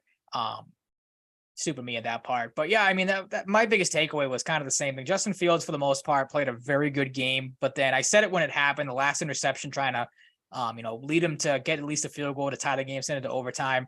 I'm like, as soon as he threw the pick, I'm like, you moron. This is all anyone's going to remember you for in this game, was the strip sack that resulted in a touchdown and the interception in the final drive, trying to get into field goal range. Like, you could have really silenced maybe some doubters in this game. Maybe you did with how well, because I think 3 of his passes, or all 4 of his touchdowns might have been passing touchdowns, which is crazy to think of for Justin Fields. But the mistakes at the end were absolutely killer, and the Bears just continue to not be able to get out of their own way, even when they do some good things this season. yeah, they're the Bears, man. The Bears. They might not win a game this year. Talk about a team might that, not. yeah. Ravens and Browns. Ravens 28, Browns 3. I'm feeling very good about Browns at 7-10 right now. Mhm. I think they're going to go back and forth all year. Yeah, they're going to be Dorian very Thompson inconsistent. Robinson. Yeah, Dorian Thompson Robinson is not ready. Through 3 picks, no touchdowns, 121 yards, 19 to 36, 4 sacks. Not ready, and nor should he be, because he wasn't drafted to be ready this soon. So I'm not going to harp on him too much. The Ravens are good. Lamar Jackson didn't light up the score sheet with, total yardage or anything, but managed to have 4 touchdowns quietly, because he didn't throw the ball a lot and he only rushed the ball 9 times. But Mark Andrews is Mark Andrews, and the defense looked like Baltimore defense a of Baltimore old. defense of old. Yes, Yep. exactly. Took Mhm. the words right out of my mouth. Thank you. And yeah, this is just what the Browns are going to do, and the Ravens are going to win enough games to make the playoffs. I think so. I'm right there with you. My one takeaway from this game is I hate myself that I started Amari Cooper over Nico Collins in my $100 league. Thought that the rookie will lean on, a safety blanket in Amari Cooper. He'll have about 10 plus targets, maybe catch some passes, maybe get a lucky touchdown here. Nope. I should have expected nothing other than this performance from a guy named Dorian Thompson Robinson. But like you said, maybe you could blame the Browns for their asset management where you're throwing this kid out there. Definitely not ready to start an NFL game. maybe should have had another backup on the roster outside of, the quarterback situation that they currently have. Because this kid maybe was like not Jacoby put in a good Brissett. spot to win. No, he was not. And he got whacked. Yes, he did. I didn't like this game, Ryan. I loved this game. The Texans wallop the Pittsburgh Steelers, and CJ Stroud. This was a game I lost money on. Quite good. He is. Quite good. Didn't, complete a ton of passes, but managed to tally up Very 306 efficient yards when he did. on 16 receptions. Still no picks. Mhm. Not two interceptions. I just Two contradicted touchdowns. myself accidentally. 2 touchdowns. Nico Collins, amazing. Tank Mhm. Dell has been good too. Maybe they're building something in Houston faster than we thought. Yeah, they might be here. They might might have be arrived here. very quickly. Because I don't see much to dislike. They Not get a really. little healthier. They keep it moving. These young guys continue to learn. They're still, learning for Stingley and Petrie to do on defense. Will Anderson will get better. They're doing stuff in Houston. And I would be not very happy if I was a Steelers fan. No, I mean, this big red flag in this game. Obviously, Kenny Pickett got hurt too. Didn't even touch on that, I don't think, with a knee injury. So I don't know how long he's going to be out for. Now you're going to turn to Mitch Trubisky, who, as people know, I do not think he's a good quarterback. Sky might be falling in Pittsburgh because, like, even if you do have struggles on offense, what the Steelers have there. You can always fall back on their defense. Their defense was dominated in this game. TJ Watt, I went to look up the stat line just to see, try to find anything to talk about with the Steelers in this game. TJ Watt was held to 2 tackles and 1 quarterback hit, which again, the Texans have been building something, so they're not the Texans of old. But when you see that stat line for TJ Watt against the Texans, you have to question that. I feel like, how the hell could this guy not get going? And that's probably because, like I have here, are the Texans better than we're giving them credit for? And I think the answer to that is a definite yes. Right now, yeah. Will it last? Who To knows? be honest, I'm not super confident, Mhm. but you got to give him credit right now, man. Absolutely. Give credit where credit's due. You just do. Texans are fun again, and I didn't expect that. Nope. The Rams, who beat the Colts in overtime, might start to build towards a playoff run. Maybe. Cooper Kupp coming back. Puka Nacua, historically good. Tutu Atwell chips in. A guy that looked like a bust last year, has found a role. What his role will be like when Cooper Kupp returns remains to be seen. Kyron Williams, the real deal. Yep. Matthew Came back to Stafford life. is still a serviceable quarterback. The Rams might make the goddamn playoffs, right? And the Colts, even though they lost, the Colts might be better than we thought too. Yeah, I mean, Anthony Richardson's the real deal, I think. Say what you will, we talked about it before. Like, he might run himself into an injury here and there because he does not maybe make the smartest decisions at times. But he was a huge factor in their 23-0 comeback. That's the one thing I was going to say about the Rams when you said might be building towards a playoff team or a playoff race. Might want to clean up blowing 23-point leads. You might want to figure that out. But obviously did enough in overtime, move the ball to win the game there. Colts end up falling short. I feel like that's kind of probably going to be the story of their season a lot. Like, they strike me as a team that'll probably be in a lot of games. With Richardson's talent, what he's done so far, he should be good enough to keep you in most of these games. But you're probably going to have some of these tough losses down the stretch. Do get Jonathan Taylor back potentially. Don't really know what his situation is there. But if there is one positive to take away from this week, it is him potentially coming back and playing. So there's something to look for there. Yeah. I will be shocked if he plays the game, but it kind of seems like he might. He might, yeah. If you get closer and closer, I'm thinking the same thing, but he might play. Playing good will certainly help his potential buy back into the team. Buccaneers 26. Saints 9. The Saints deserve this for not giving us a Jameis revenge game. Yeah, I don't know why they decided to play. Like, I figured Winston, I didn't catch any of this game. I figured it was going to be Winston playing, but then the couple highlights I saw on Red Zone of Derek Carr out there, just clearly not right with a bum shoulder. It's like, all right, that was a pretty stupid decision on your guys' part for sit him a week, get him ready to go against the Patriots. Maybe you get lucky and the Patriots suck as bad as they do. You steal one there with a healthy Derek Carr. But the fact that he is banged up, probably more so now than he was going into this game because you played him, probably not great for your team moving forward. No, and Alvin Kamara made history. with 13 catches on 30 for 33 yards. I believe it was some guy in the 80s who the lowest total with 13 receptions for a running back or just in general was like 71, 78 something yards. I don't know, somewhere around there. He crushed that. And I don't know if anybody will ever top it because that was an anomaly. Yep. I thought that was a typo when I first read that stat. I'm like, there's no way he had 13 catches for 33 yards. Like, so stupid. mhm. The Saints are stupid. I don't enjoy them, but the Patriots play them this week. They suck. The Patriots better win, please. Mhm. The Commanders, once walloped by the Buffalo Bills, nearly beat the undefeated Eagles. The Eagles escaped with a 34-31 overtime win. An awesome game. Yep. AJ Right down Brown the went wire. nuclear mode, Keenan Allen mode, essentially. Mhm. And I couldn't tell you the last time the Washington football team, Commanders, Redskins had a performance like this from three receivers. They had They're all very good. Two receivers get in the end zone, and the guy who didn't had 86 yards. Yep. That's pretty cool if you're a Commanders fan, I imagine. Absolutely. Yeah, I mean, the Commanders, I feel like you got a little bit more life than they've had years prior. They always seem to play the Eagles well, too. I think, if I remember correctly, they were the ones that knocked off the Eagles off a perfect season last year.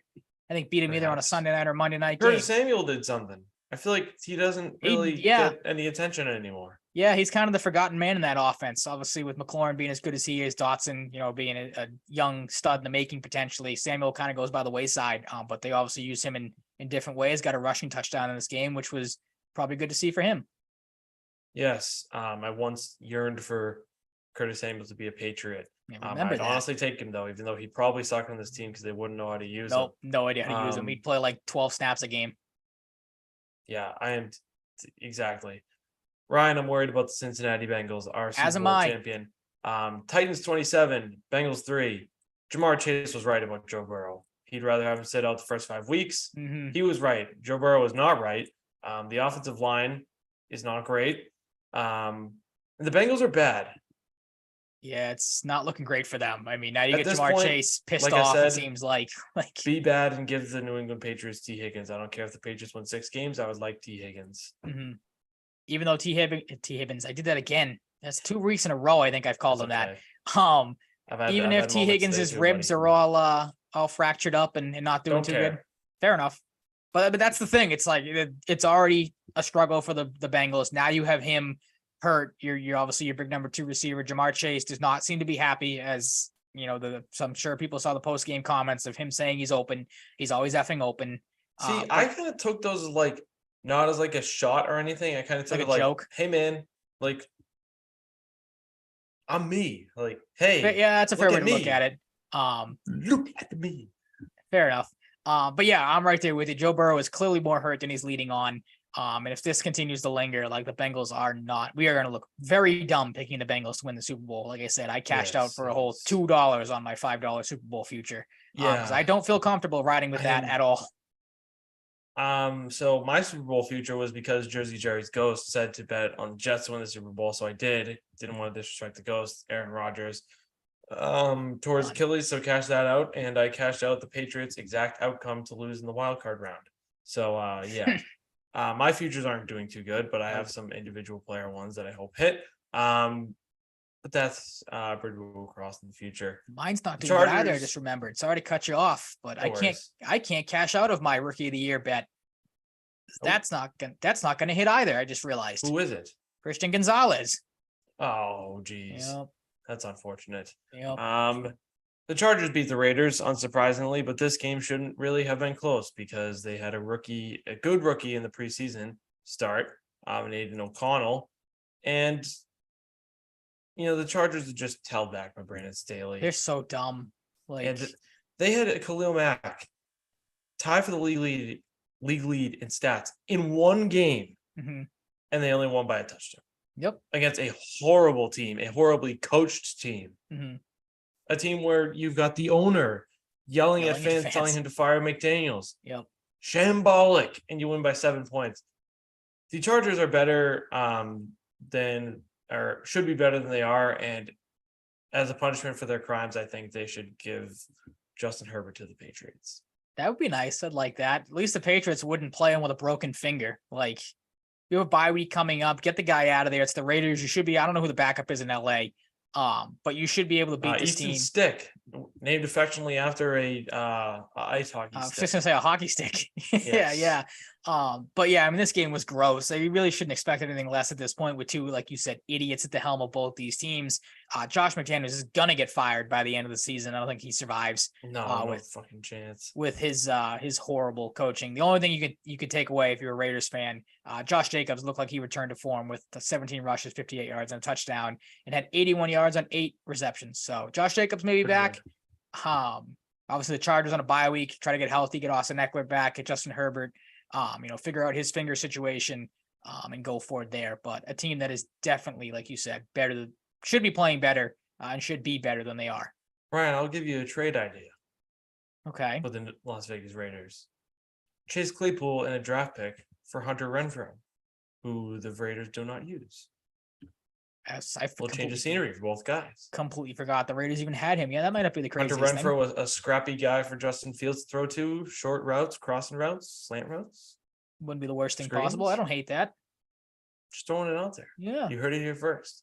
If it happens. If it doesn't, just forget about it. The Cardinals and 49ers games ended as it should have. 49ers 35, Cardinals 16. As you have noted here, and I will let you explain, Christian McCaffrey is He's him. He's him. He's coming for that MVP. Trying to be the first running back or just first non-quarterback player to win it. And I don't know how long. 20 rushes, 106 yards, 3 touchdowns, had 7 catches on 8 targets for 71 yards and a touchdown. Makes Brock Purdy, not that Brock Purdy is a slouch by any means, makes him look like a great quarterback, going 20 for 21, 283 yards, 2 total touchdowns. I think had a 1-yard rushing touchdown as well. He was great in this game. Again, we've said it every week. He just has to be a passenger in this offense, let everybody else do the work. Brandon Ayuk came back. I didn't even have him in the outline, but he was great in his return. But the main thing is Christian McCaffrey. If he stays healthy, he is going to have a career season because he is just a touchdown machine and a monster in the 49ers offense. Yes. The first name for me that came to my head for running back MVPs was Barry Sanders. He did so in 97. Since then, Terrell Davis in 98, Marshall Faulk in 2000, Sean Alexander in 2005, LaDainian Tomlinson in 06 in his prime, and Adrian Peterson in 2012 was the most recent. It's been all QB since 2012. Okay. So chance is a very good there's a guy chance that can do it right now in a down year for running backs. It is one CMC. Yeah, I mean, right now, because outside of maybe has anybody called him run CMC before? Somebody has to. I'm sure somebody has. Okay, it'd be a huge mistake if you didn't. I was going to say outside of the T-shirts. You'd make bank. My goodness. Shout out Run DMC too. Love them. There you go. I was gonna say outside of the first game, maybe people will hold it against him, but like outside of Josh Allen, has any quarterback really put themselves in a position to be like the clear-cut MVP of the league? Like, I don't know if like Mahomes, this Monday Night Football game definitely hurt him. He hasn't been great this year. He will be great. Don't worry. Yep, he'll bounce back. Hurts has not gotten off to the greatest of starts. I know he's 4-0, but like their offense at times looks like it's broken a little bit. It's gotten better as the season has gone on, but still some miscommunications here and there. Right now, I don't think it's too crazy to say it's Christian McCaffrey's award to lose. Like if he keeps up this pace, especially. Yeah. Maybe you could make a case for Tua. Like I think Tua is probably the only other, quarterback you could throw into that consideration, unless I'm just really stupidly forgetting somebody. Yeah, I mean Herbert, if his team was better, would probably be in the mix, but he's had some awesome games. Mm-hmm. But yeah, Christian McCaffrey, ridiculous person. Chiefs Jets. Zach Wilson, perhaps best game of his career. Played better than Mac Jones. That sucks. Isaiah Pacheco ran that one touchdown like someone in like a middle school football game at recess. It looked weird watching it on TV, like the way he was moving, but he runs so like hard. A hilarious man. Yeah. I love watching way harder than he should. Still looks goofy in the number 10, but it's okay when you total 158 yards and a touchdown and don't drop a pass. Mm-hmm. Holmes didn't play that good. So he did not. That's interesting against the Jets. It's fine though. It's Mahomes. Everyone will overlook it because he ran for 25 yards on a clear holding penalty. I'm not acting like I'm the first person to say this, but does Taylor Swift think Zach Wilson's the best QB in the league now? She might. She fucking might. She might. I don't know, man. I don't know if she knows ball, but She doesn't. the Chiefs almost lost to the goddamn Jets. She doesn't. There's no chance she does. No. I don't know. I don't know what her and Donna are talking about, but Chiefs beat the Jets. The State Farm guy. They should be worried after this a little bit, but they won't be, and they won't have to be because they're the Chiefs. Yep. But I'd be a little worried. Mhm. I'll say it. No, it's one of those things where I think we talked about it. I mentioned it at the start of when we did the prediction. It's like it's the Chiefs. They'll get off to a slow start, but then they'll rattle off like 10 wins in a row, be the number 1 seed, and go to the Super Bowl or at least the AFC Championship game. So nothing to worry about with Kansas City. They can continue to celebrate. Travis Kelce and Taylor Swift being a thing and shove that down our throats because it's been very fun to. Now even Travis Kelce doesn't even like it that much. He's saying it's being overhyped. So at least he's. Oh, is he really? Yeah. Well, at least he's got a brain. Who would have thunk? I didn't think he had one. No. Giants and Seahawks. The Giants perplex me because they're showing right now that they're a flash in the pan, but there's enough there for them to be good, but they're not doing it. They have one injured first-round stud offensive lineman that they need back, and the other one sucks and is calling out the fans. Daniel Jones was, despite completing 27 of 34 passes, was not very good in this game. The coaching wasn't good. The special teams wasn't good. And the Seahawks took care of business pretty easily. And the Giants at this point in time are fucked because they play the Dolphins and the Bills next. Yeah, talk about a just disgusting 1-2 punch. Most definitely be ending that stretch 1-5. 100%. This team should be better, and they are not. And it is becoming less confusing to me by the week, but it is still a little bit confusing to me. But to quote one Stu Feiner, Daniel Jones is going to die before the season ends. Like to be fair, Stu Feiner, to be fair, has proclaimed future potential death on multiple quarterbacks, new and old. So do what you will with that track record. He also put the game of his career on this, which was the not Giants. a great look there. Nope. It's like when you had the Bucks 2 years ago, they lost by 40. Yeah, it's gonna stop throwing out those games of your life because they're not going well. Stu Feiner is a gift. Devin Witherspoon is a gift. Yep. That throw by Daniel Jones was quite bad, and Devin Witherspoon made it hurt. My favorite corner in last year's draft, no disrespect to Christian Gonzalez, love him as well. Golden Child will be healthy next year. Future of the defense.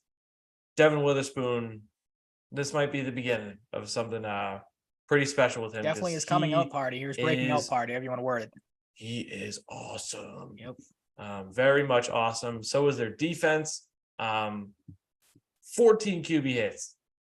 14. You heard that right. 8 tackles for loss, 4 pass deflections.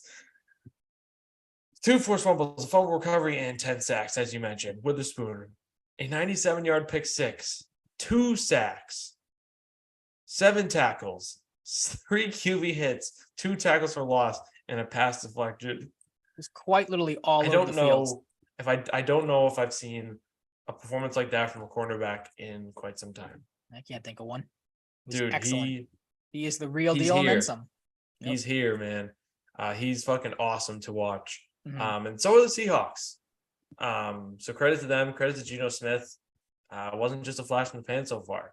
No, he's been good. They're like the Lions of the NFC to me. Well, they're both in the NFC. The Lions are in the NFC. Yeah. I should have just said they're similar to the Lions. Sorry. They're scrappy. Yep. They are scrappy. They score points. They have lapses in times. Not as much to Seahawks and Lions this year, but it happens. They're good.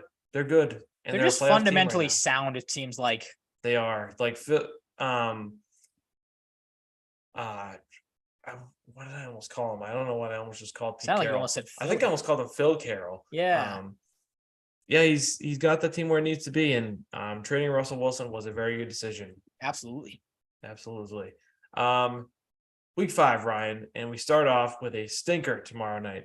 maybe not if the Commanders just beat the shit out of the Bears, which is possible. A good get right game for them. Even though they lost in a close game, want to get back on track, get some confidence going into week 6 and beyond. I'm taking the Commanders over the Bears. I know, shocking, but I'm being bold. Yeah, not a lot of being bold. Not a lot of parity here, as people are going to find out very quickly. I'm with you. I'm taking the Commanders, as I just said. The Bears might not win a game all season. That franchise organization is just in turmoil, unless Justin Fields puts together another performance like he does. But the Commanders probably going to be pretty pissed coming off that game against Philadelphia with a heartbreaking loss. They come out and absolutely just stomp all over the Bears on Thursday Night Football. And like you said, probably the worst for Thursday Night Football we're going to get so far this season, because the majority of them have been pretty good. Yeah, I agree. Jaguars and Bills. I can see the Bills doing worse to the Jaguars than what they did to the Dolphins here. I think the Bills are going to drum the Dolphins. I am expecting at least 48 points from the Bills in this game. It's a lot of points. At least they did it last week against the Dolphins. I think they could very easily and calmly drop a 50 piece on the Jaguars. I'm slowly becoming more and more out on the Jaguars. I know they won last week. Mm-hmm. I'm not feeling too hot about them right now, especially with the Texans and the Colts, more so the Texans coming in hot in that division. And the Titans surprising us a little bit. Like, that's a team I could see being 1-3 or even 0-4. Like, they're not. And we missed this about the Titans. Our reports of Derrick Henry's demise were exaggerated. Yes, but greatly. Thankfully, that was a prank. So, gotcha. Will not happen again. Yeah, sorry. I just had a big brain moment here for a second. I have the Bills on the outline. I did. I have the Bills in the outline, and as I said, there is a moment in the season where the Bills seem to just, for some reason, have a game where you sit there and you go, no. See, I don't want to, but here's the thing. The Jaguars obviously played in London last week. If I remember correctly, I believe they're staying over in London. They did not fly home. So do you consider them having home field advantage in this one? Maybe the Bills come out a little sluggish? No, Ryan, not the slightest. I think the Bills kill them. I don't either. I'm sticking with the Bills. That just crossed my mind for a split second. Right. I'm like, maybe the Jaguars surprise you. I can watch it. Damn it. I want to watch the Toy Story game. You'd think they'd have more than one. Like, they'd space it out a little better. Have a couple of them throughout the season. Like, they only do they only do one Nickelodeon game though too. So I think so. Yeah. Maybe not. But definitely something I think they'll come back to. I feel like that was pretty well received throughout the football viewing community. That was a pretty big success. But yeah, I'm not gonna overthink it. I'm with you. I'm going with the Bills. Yes. I think it might be a little closer of a game, maybe just because of that. I think the Bills maybe come out a little sluggish, but in the end, they still will beat the Jaguars. I think they're going to kill them. The Texans and the Falcons. No need to overthink the Falcons or the Texans game anymore. They're going to wallop the Falcons. No, right there with you. Falcons offense sucks. Texans are here. Yes. They have arrived. They are ready free to roll. Free Bijan, free Kyle Pitts, free Drake London. Yep. Yeah. That's another guy they have no idea how to use, but that might be because Desmond Ridder sucks at throwing the football. So yeah, they should be in the market for a quarterback. He sucks. Mm-hmm. Panthers and Lions, this one's easy. Don't overthink it. This one could be a bloodbath as well. Can absolutely see it. Titans and Colts. I'm expecting OT in this game, and I'm going to go with the Titans in OT. I hope not, because that would be two heartbreaking overtime losses for the Colts in back-to-back weeks, and that's why I'm picking the Colts. I like Anthony Richardson more than I like the Titans. As people know, I'm not high on Ryan Tannehill. Look, I think this is what the Titans are going to be all season. I think they'll have one good week, one bad week, and just alternate that throughout the year. And I think they're going to fall back into a bad week here, probably riding a little too high off of a Bengals win against a pretty bad Bengals team. The Colts obviously coming in off a low point, tough loss at the hands of the Rams. I don't know why I couldn't say that. The Colts bounce back. I think you're going to get a big game out of Anthony Richardson. And if Jonathan Taylor plays for them too, that'll be a nice little boost as well. So I'm going with the Colts the first time we differ here. All right, fair enough. Dolphins over Giants. Don't overthink it. A lot of those games this week. Andrew Thomas will not play. Daniel Jones might die. To quote Stu Feiner. Bradley Chubb could feast. He's gonna die. Ben Roethlisberger is gonna die. Aaron Rodgers is gonna die. And anyone else. I think he said Lamar Jackson before too. Probably. All still alive. None have perished. Yes. It's the Dolphins. Don't overthink it. Patriots over Saints, please. Don't want to be wrong about this one. Don't have We're much wrong else to about add. this one. The season is It's bad. over. Oh, it's bad. It's very, very bad. It's- Give me Drake May because I don't think they'll be bad enough to get Caleb Williams. Ravens and Steelers. Confidence is pretty shot in the Steelers right now. I love the Ravens here easily. Maybe 2 touchdowns. I like a lot of potential blowouts this week. Yeah, this is not a good week for matchups here. There's a lot of lopsided games. Like I didn't like the Steelers with Kenny Pickett. I definitely don't like them with Mitch Trubisky. Ravens are rolling right now. I'm going to go with them as well. Agreed. This next game, Bengals and Cardinals, could be horrendous. But I wanted to pick the Cardinals so bad. If Joe Burrow can't bounce back here, I don't know if he will this season. If Joe Burrow doesn't bounce back here, I think you have to sit him if you're the Bengals, at least a week. Like try to get him right as possible. Maybe get lucky and go on a run to end the season. But like I don't know anymore because the Bengals are just so iffy. They should be better than they are. They have all the talent in the world, but just continue to not play well. Now with T. Higgins out too, it's like your offense takes even more of a hit than it already has. So I'm going to go with the Bengals just because it is the Cardinals they are playing, but it would not surprise me if you have another Cardinals-Dallas game on your hand where they come out and just shock the world. Could be. It's bad. It's very, very bad. Very, very bad. Eagles, Rams. Talked highly about the Rams, even though they blew a lead and somehow won the game. But it's Eagles. They're 5-0. They're a good football team. They will win. Feeling pretty confident about this one. This one will be close though. I don't think the Rams will. I could see overtime for this one. Oh, okay. I like it. I like it. Plus, I'm. Is it been confirmed? Is Cooper Kupp? Do we know? Is he like leaning to playing? He is set to return from IR in the next 21 days. That is, I think, all they know. But okay, so he might not. He was play. moving pretty decent in practice from the 1 or 2 clips I saw. So okay. If he was confirmed, he plays. Yeah, I was just saying if he was 100% confirmed to play, I think that maybe would give the Rams a little bit more, some juice. And the Eagles, I mean, they did look suspect last week against the Commanders at times, but I'm going to stick with the Eagles here. And the Rams, like you said, they are, they're scrappy, but not this time against a better Eagles team. Ryan Puka Nacua is nasty. He is. So, he's very, very good. That could be a dynamic 1-2 punch when Cooper Kupp is back healthy and ready to go. A receiver that Puka Nacua, a receiver the Patriots could have had. He met with them. Yep. Same brain. Yep. Angry. Don't you just love the timing of stories like that too? They always see when shit hits the fan for the Patriots. There always seems to be one of those stories where it's like, oh, here's the video of was it AJ Brown or whichever receiver it was meeting with the Patriots coming out of the both. Both of them. Okay, so it was that. You had the story of I think it was AJ Brown. Was he crying in the closet when he didn't draft him? Now you have the story of the Patriots met with Puka Nacua. Could have drafted him in the 4th round. Said they traded up to draft a kicker. So cool, awesome, nice, fantastic. Jets and Broncos. Why must this game take place? Jets, I guess. I don't know. Yeah, I mean it could go either way. If Zach Wilson plays like he did on Monday Night Football, it's going to be the Jets. If he stinks, it'll very well be the Broncos. But I'm going to take the Jets. Their defense is better. The Broncos, I just think they stink, and Sean Payton is so far over the hill you can't even see him anymore. This week is a fucking trip. It's a horrible, horrible lineup. Oh, geez. Chiefs and Vikings. Chiefs, not the Vikings, dude. No chance. I'm taking the Vikings. I'm going to. We can't have more. We have to have more than one different pick. So I'm going to go with the Vikings. I think they maybe figure a little bit out. I'm not sold on the Chiefs offensively. Vikings at home. I think this is their Super Bowl. They come out and play pretty well and get a surprise win. Ooh, that was a little home run in the Phillies game. JT Real Muto. Nice. I do not think so. I think the Chiefs will win. All right, we shall see. Cowboys and 49ers. This game will either result in the Cowboys losing by 2 touchdowns or pretty close and entertaining high-scoring game. But I'm going with the 49ers. You think it's going to be a high-scoring game, huh? Pretty much every week. I do, yes. Okay. I would go on the opposite side. I think it was going to be a low score. This is going to be a defensive game, big time. 2 of the best defenses, if not the top 2 defenses in the NFL.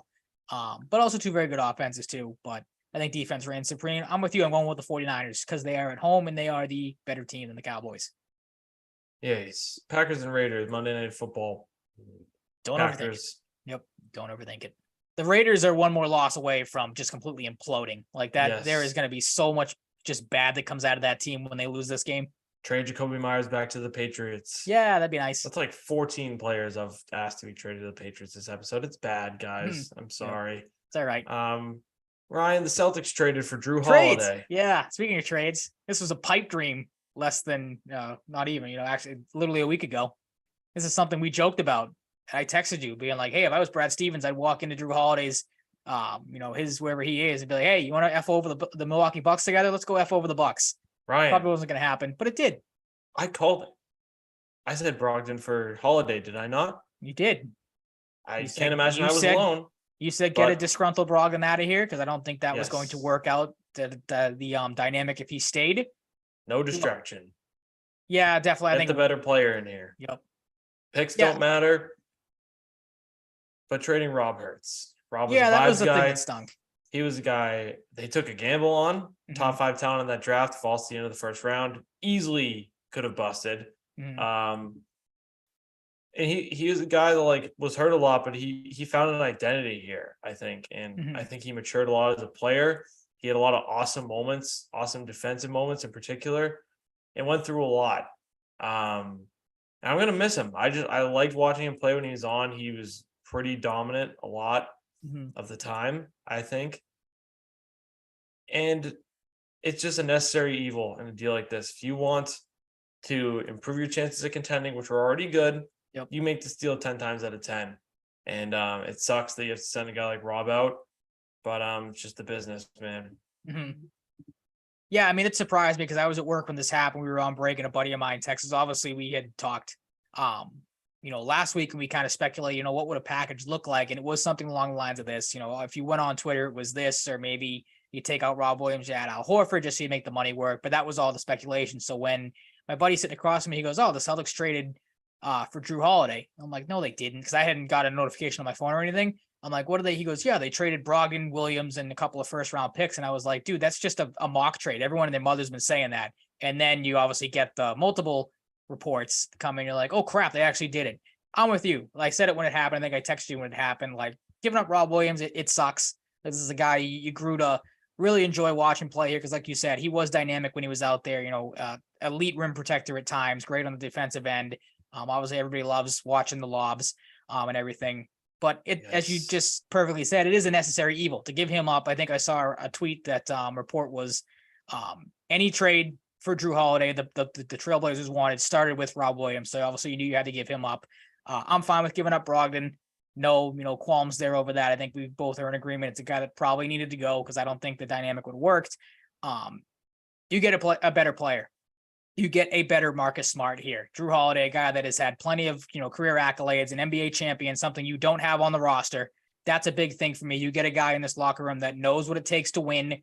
When it comes time, to the finals, 2-time All-Star, 5-time All-Defensive Team selectee, and a 3-time Teammate of the Year awards. Just, obviously a world-class guy as well. Makes you better. Now you have a legitimate stopper in your backcourt to go along with Derek White if you choose to go that route. And then you have 4 horses as well. You have Holiday, Tatum, Brown, and Porzingis to go along with Horford and Derek White. Gives you an elite top 6. You get better. Like I said, you're better now with him than you were with Marcus Smart. You're better with Porzingis than you were with Rob Williams. You upgrade 2 of those guys. You're in a great shape, in a great spot. And you are now, again, it seemed like for less than 24 hours that you weren't, are now the title favorites again. Ryan, agreed, by the way. What is the opening night starting 5? If I had to guess right now, I would probably say it's obviously Holiday is your point guard. I personally think they're going to just for the veteran side of it, they'll probably start Horford. So you're probably looking at Holiday as your 1, Brown is your 2, Tatum is your 3, Horford is your 4, and then Porzingis is your 5. Or if you want to start Porzingis at the 4 and Horford at the 5, so be it. But they have the ability obviously to maybe bring Horford off the bench, getting up there with age. You start maybe Derek White at 2. Again, not the worst problem to have when you have these guys that are all going to be lobbying for playing time here and there. I had a buddy of mine, also Mike, so shout out if he is listening to this. He kind of brought up a good point when I was texting him that he said, it obviously gives them too now the chance to sit some of these guys, give some guys some rest here and there. Maybe you give Porzingis a night off here and there, do that type of thing to keep these guys healthy. Because we both are in agreement. I'm sure you are as well. Right now on paper, health is the only thing that can stop this team. Like they are. I do agree. Yeah, they are the top team in the Eastern Conference right now on paper. Like I said, they have an elite top 6 that is going to be tough for anybody to stop. It's going to be fun to watch this team. My big thing too, which I found funny, just kind of talking about it, because Adam Himmelsbach of the Globe had a good article that kind of describes some of this stuff with Holiday, where he sits at the moment, talking about the future of Holiday, because there's already been reports that he might want to be here long term. He said, quote, Holiday will make $36.9 million this season and has a $39.4 million player option for next year. The league sources said both sides view Holiday's arrival as the start of a long-term partnership. That's good to have him here long-term, of course. On Holiday's preferences, this was the big takeaway for me as well. Himmelsbach said, quote, a league source said the guards camp provided Portland with a short list of preferred destinations, and the Celtics were on it. Apparently, he was at the top of it as well. So maybe a little bit of a wanting to get back in Milwaukee there, which you'd like to see too. Yes. And then on Holiday's history with the Celtics, said the admiration was clearly mutual. A league source said that when Holiday played for the Pelicans in 2020, the Celtics spoke at length with New Orleans about a potential trade before the Bucks eventually made that better offer. If you listen to Brad Stevens during the media day yesterday, he brought up a story where every offseason where he was the head coach of the Celtics, when he was doing that, he'd go into Danny Ainge's office and be like, hey, is there any way we can, find a way to trade for Drew or bring him in here, find somebody to get him? So he's been a guy that has been high on Drew Holiday since day one, finally gets some and is able to put him into a lineup, obviously filled with stars now, and like the sky is the limit with this team. Yeah, you're a better team than you were before the trade, and you acquired an elite defender with better offensive touch than Marcus Smart. Mm-hmm. And that's not to shit on him, it's just how it is. It's just facts. Just facts. And again, too, we've talked about it before. We talked about it when Marcus Smart was traded. It clears up the end of the game situation. Now you're not going to have any problems of, as we've seen in the past, of who's out there at the end of games. You're going to definitely have Holiday, Brown, Tatum, yes. Porzingis. Now, do you want to have Horford? Do you want to have White? Probably ends up depending on matchups. Yeah. But you're not going to have that question anymore of, should Marcus Smart be out there? You're not going to have any more questions of, who should be taking the last shot, or, should you be deferring to Marcus Smart. Like Holiday is a guy that has had plenty of success knocking down big shots at the end of games, or deferring to guys like Tatum or Brown. He's not a guy that's going to want to have to take or need to take the last shot. So that clears that situation up as well. You're just in a better spot today than you were previously. And again, it makes you better than Milwaukee on paper, because now you have a guy that is probably going to be pretty pissed off playing against them, yes. And probably want to get back at them as well. Undoubtedly. Talking about Marcus Smart just made me think of whoever the Grizzlies player who commented about he's with us now with Marcus Smart, and Jaylen Brown said, oh yeah, Brown clapped back at him. Yeah, I can't remember who that was for Memphis. Was it Jaren Jackson? Might have been. Yeah, it might have been. That sounds right. It was awesome. I love Jaylen Brown. Another reason too. Mm-hmm. Wenyen Gabriel, a guy whose name I had heard maybe once before they signed him. What is the deal? To be honest, don't know a lot about him outside of this Ethan Fuller from the Boston Globe tweet. Shout out Ethan, Revenge of the Sith Respecter, Ethan Fuller. It's a good movie. Yes. It's one of the better Star Wars movie. Come at me if you don't think so.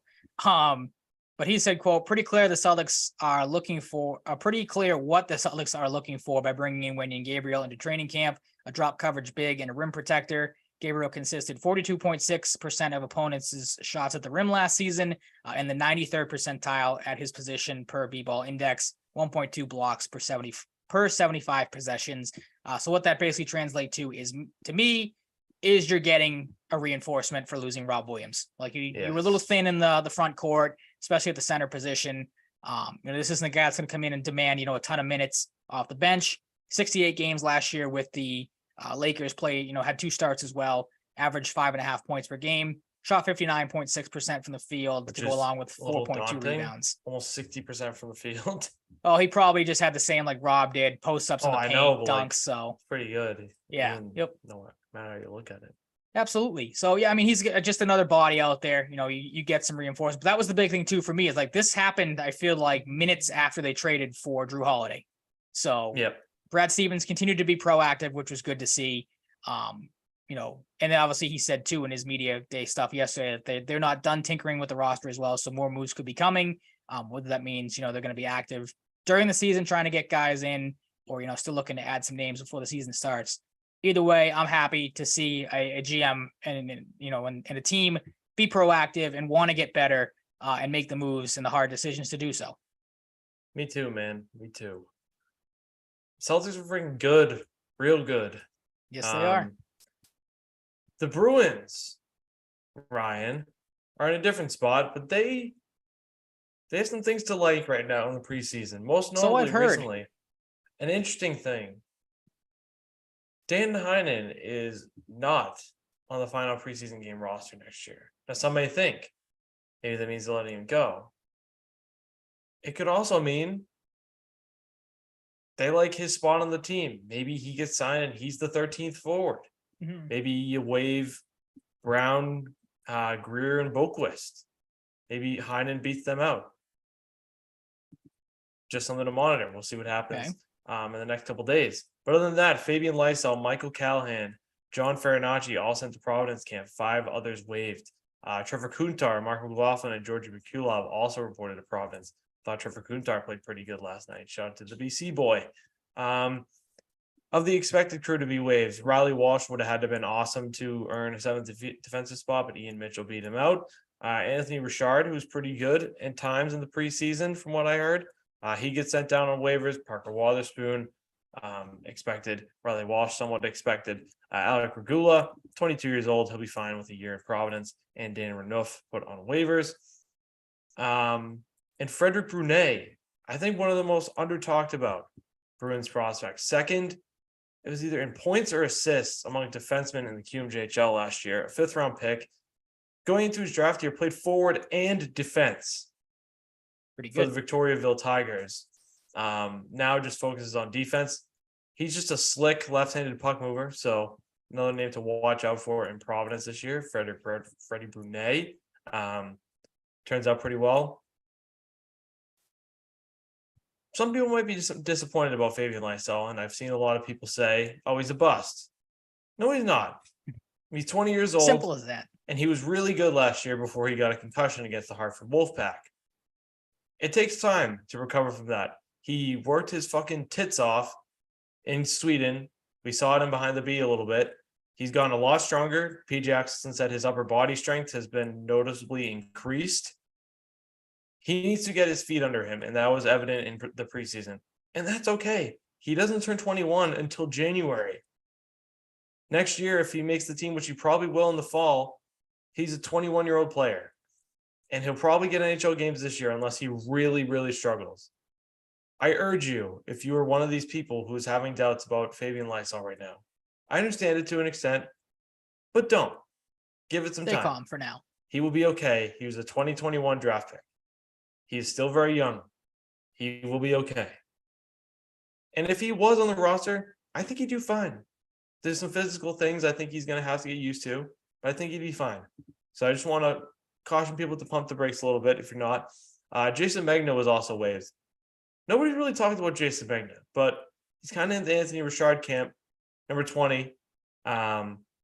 I liked Jason Megna. I thought he was just a classic depth guy you can use as a call-up, and he played pretty hard. Had some nice chances around the net at times. I like Jason Megna. Maybe he's a guy they call up at some point this year. Ryan, you know who I like the most right now? Who's that? It's everybody's darling. Matthew Poitras is going to make the Boston Bruins as a 19-year-old. From what I've heard, he seems to be playing excellent. He has 2 goals in the preseason, a few assists, had a big block late in last night's game that I missed, but everybody was raving about.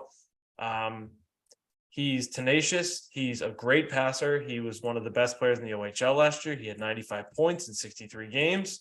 Pretty good. He is good in the corners. Now, he's had some times in the preseason where he gets tossed behind the net, gets right back up, gets back in it, wins puck battles, does a lot of the little things. One of the complaints, he has a great shot that he underutilizes at times. So that'll be something to learn. But on a line with potentially Brad Marchand and Jake DeBrusk, maybe his passing will be the best asset. Mm-hmm. With 2 goal scorers on his right. You know, not saying either of them are slouches as playmakers either, but maybe he gets in time with Pasternak. Maybe Zacha moves to the wing and Zacha plays with them a little. They have options. To my knowledge, this is the first center. I believe Sagan was 19 when he debuted, at 19 years old, to make the Bruins, or he's gonna make the Bruins, let's be honest. Like, barring something crazy, since Tyler Sagan. I could be wrong. Fact check me if you'd like. But this is exciting as all hell because I don't think anybody was expecting him to make the roster coming into training camp. Another year in the OHL, can't go to the AHL yet until after this year, after his OHL season, if he goes back there. So it was Boston or Guelph. Goes back and tears it up in Guelph or plays with the Bruins. At this point, I have to imagine he's earned a minimum of 9 games, and deservedly so. And they're going to use him in the top 6 because nothing against being a third liner, but like he's a second round pick in 2022. Give him those primo minutes. Scale it down a little bit when you need to. Give him prime ice time. Put him in a position to succeed. And right now, I think he will. Like, this kid is good. He's good. And he's earning it. Like, talk about a breath of fresh air when you lose your top 2 centers. You got Johnny Beecher looking to have secured a 4th line center spot as a 2019 first round pick. He's made his way up here. Hasn't had the best AHL career either. He's just looked good this year. And he's fast for a guy his size. Just an effortlessly good skater. And then you maybe have Mason Lowry on the back end. Maybe he makes it difficult. Maybe Jacob. I think Zaboral potentially gets waived and probably claimed by a team like the Blackhawks, which would be good for cap flexibility. Look, man, Jacob Zaboral has done nothing. He hasn't shown you a ton from what I've seen and what I've heard. He's kind of been on the outside looking. Nobody talks about him, and I know he got hurt recently, but when he's not in his game like that one stretch he had before he got hurt, he's a timid hockey player. It's just how he is. It sucks, but it's just how he is. He's dealt with some injury troubles. Maybe that contributes to it. But, when it comes down to it, if you lose a guy like Jake Zaboral to give a guy like Mason Lowry, who's played very good, struggled a little bit defensively at times last night. That's going to be something he's going to have to work on wherever he plays this year. You have potentially 3 rookies slotting into your lineup, not named Fabian Lysell. That's really promising for a team that has no prospects in the grand scheme of things across the league in comparison.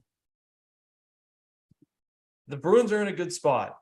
Like, you could be doing a lot worse right now. Yeah, I mean, we've talked about it since day one of the offseason or when the season ended last year, even before, about Bergeron and Krejci retired. And I was more vocal than I've been, I feel like, in the past. I've said it since day one. Give the young guys a chance. And like you said, the fact that some of these guys look like they're starting to hit a little bit, especially Poitras.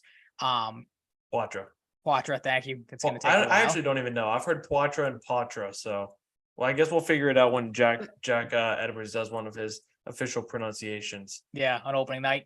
Yeah. But I mean, like you said, if you get this kid coming in as your first line or second line, depending on where you put him, I think you and I are both in agreement that he'd probably be best on the first line just to have some safety blankets, of Marchand and DeBrusque around him. That's great to see because, like you said, you don't have a ton of prospects right now, or the prospects you do, you don't really know what you got in them. This is the time to play some of these guys, and this is the season where, you probably want to put together a nice season for your 100th year. But you have questions that need answered. Like, you need to start playing some of these young guys, as I've said before, and you've said it as well. That, like I said, basically it just comes down to you need to see what you have on this, and if some of these guys start to click, especially early on in the year, they get hot. You could be sitting in a really decent spot that maybe we didn't think they would be. Especially, starting off post Bergeron and Krejci. Yeah, and if he doesn't do great in this 9-game sample size, good enough, he goes and probably scores 100 points in Guelph, maybe leads the league in scoring. And then he comes back in the spring and almost definitely makes the team. Absolutely. And plays like a man with his hair on fire. Like, even if that's a third line role, if, Zacha and Coyle are looking good in the top 6 in that scenario. That's a good thing about Poitras now, too. Like, if you need to bump Coyle down to the third line for him to get some primo ice time, it's not like Coyle's not used to that. No, Coyle's, I think, better off in that spot. We've seen what he does on the first line. It's not that great. And I like Charlie Coyle, but he's not a first line center. So, yeah, I agree. And, Zacha's spot secure, whether he plays a little wing or not is to be determined. And you got Lucic, Beecher, and Lauka looking like the fourth line, which I'm totally fine with. Yeah, which isn't the worst fourth line on the planet. Got some young guys. Lucci's a good guy to have down there. Might not be able to keep up with him at times, but from a mentorship standpoint, and the guy that's been there before knows what it takes. Like, that's the perfect fourth line guy for you. Yeah, like, back to low right now too. Like, if you need to send Ian Mitchell down, or you somehow keep 8 defensemen for a little while, if you can fit it under the cap, to give Lowry some rotation in and out of the lineup with Forbert, you do it. Last night he had a goal. He was +1, 3 hits, 1 penalty drawn, and 24:40 of ice time. He's playing big minutes like he did at Ohio State. And he's doing well. Like we talked about last week, he played a lot against Aline. He played a lot against Tage Thompson, and I forget who the third guy was. Speaking of Buffalo, looks like 13th overall pick Zach Benson might make the team. The guy who fell because of his size and is ridiculously skilled. Turns out he's pretty good. So just further proving why hating on small players in terms of their draft stock, where you take them, is dumb. And the Sabres are not dumb for taking him, because Zach Benson is filthy. And the Wenatchee Wild are a shit show right now. So I don't know if you'd want to send him back to that for juniors. What they're dealing with their coach, who's a fucking psycho. But like, at some point right now, you have to feel confident with calling Lowry up at some point if he doesn't stick on the team right now. And Zaboral hasn't shown you anything. So if he gets waived and cleared with the Blackhawks, the guy wasn't going to be in your top 6 to start to begin with, and he wanted a trade 2 years ago. So maybe that's best. It just didn't work. It didn't work for Senyshyn. Now he's playing in Germany. Maybe Zaboral goes and plays with the Blackhawks. That's okay at this point. You have way more to gain with giving Mason Lowry an audition in the regular season than playing Jake Zaboral at this point. Yeah, absolutely. Sitting him in the 9th floor. Mason Lowry will gain more from playing third pairing minutes and watching on the 9th floor and being around the team, learning from guys, than Jake Zaboral will. I think it's over for Jake Zaboral. I do. Yeah, it's tough. Like I said, I haven't seen a ton of preseason games because that's just not my cup of tea, preseason hockey. No offense to the people that like it. That's okay. But that's kind of the thing I've seen in passing and heard on Twitter, is that like he has done really nothing to instill a lot of confidence in anybody, especially when other guys have stepped up around him. Yeah. And if he makes it down there, dude, to Providence, I don't know if he comes back up. Unless you get an injury or something, you need a guy that you're like, hey, we know what he brings to the table for the most part. It's nothing special, but he's not gonna, severely hurt you out there. Like, I guess we'll use him. But other than that, like, yeah, I could maybe see that too. Yeah, man, it's tough for a 13th overall pick, but you can't hit them all. I like Ty Anderson's projected opening night lineup right now a lot, which is Marchand, Poitras, DeBrusque, James Van Riemsdyk, Pavel Zacha. Shout out to James Van Riemsdyk, nice goal the other night. And David Pastrnak, Trent Frederick, Coyle, and Geeky. Think that could be a really good third line. And Lucic, Beecher, and Lauka, with Danton Heinen being the extra forward. Like we said, him not being in the lineup tonight could mean his roster spot is safe. Could mean he's on the way out. I'm kind of leaning towards the roster spot being safe. Yeah, you think AJ Greer, you know what he has, and he really just fights. You have Lucic back. You have Lauko. Frederick fights. Forbert steps in every once in a while. You really only need 3 guys on this team, and you have them. I think AJ Greer is on the way out, most likely. I think Jesper Boquist really hasn't done much at all. Patrick Brown's been hurt and hasn't really done much either. So Heinen has familiarity with Montgomery. He can score a little bit, and he has consistent defensive metrics that are in positive territory. Yep. I would like Danton Heinen at veteran minimum, please. Yeah, I'll take that too. Absolutely.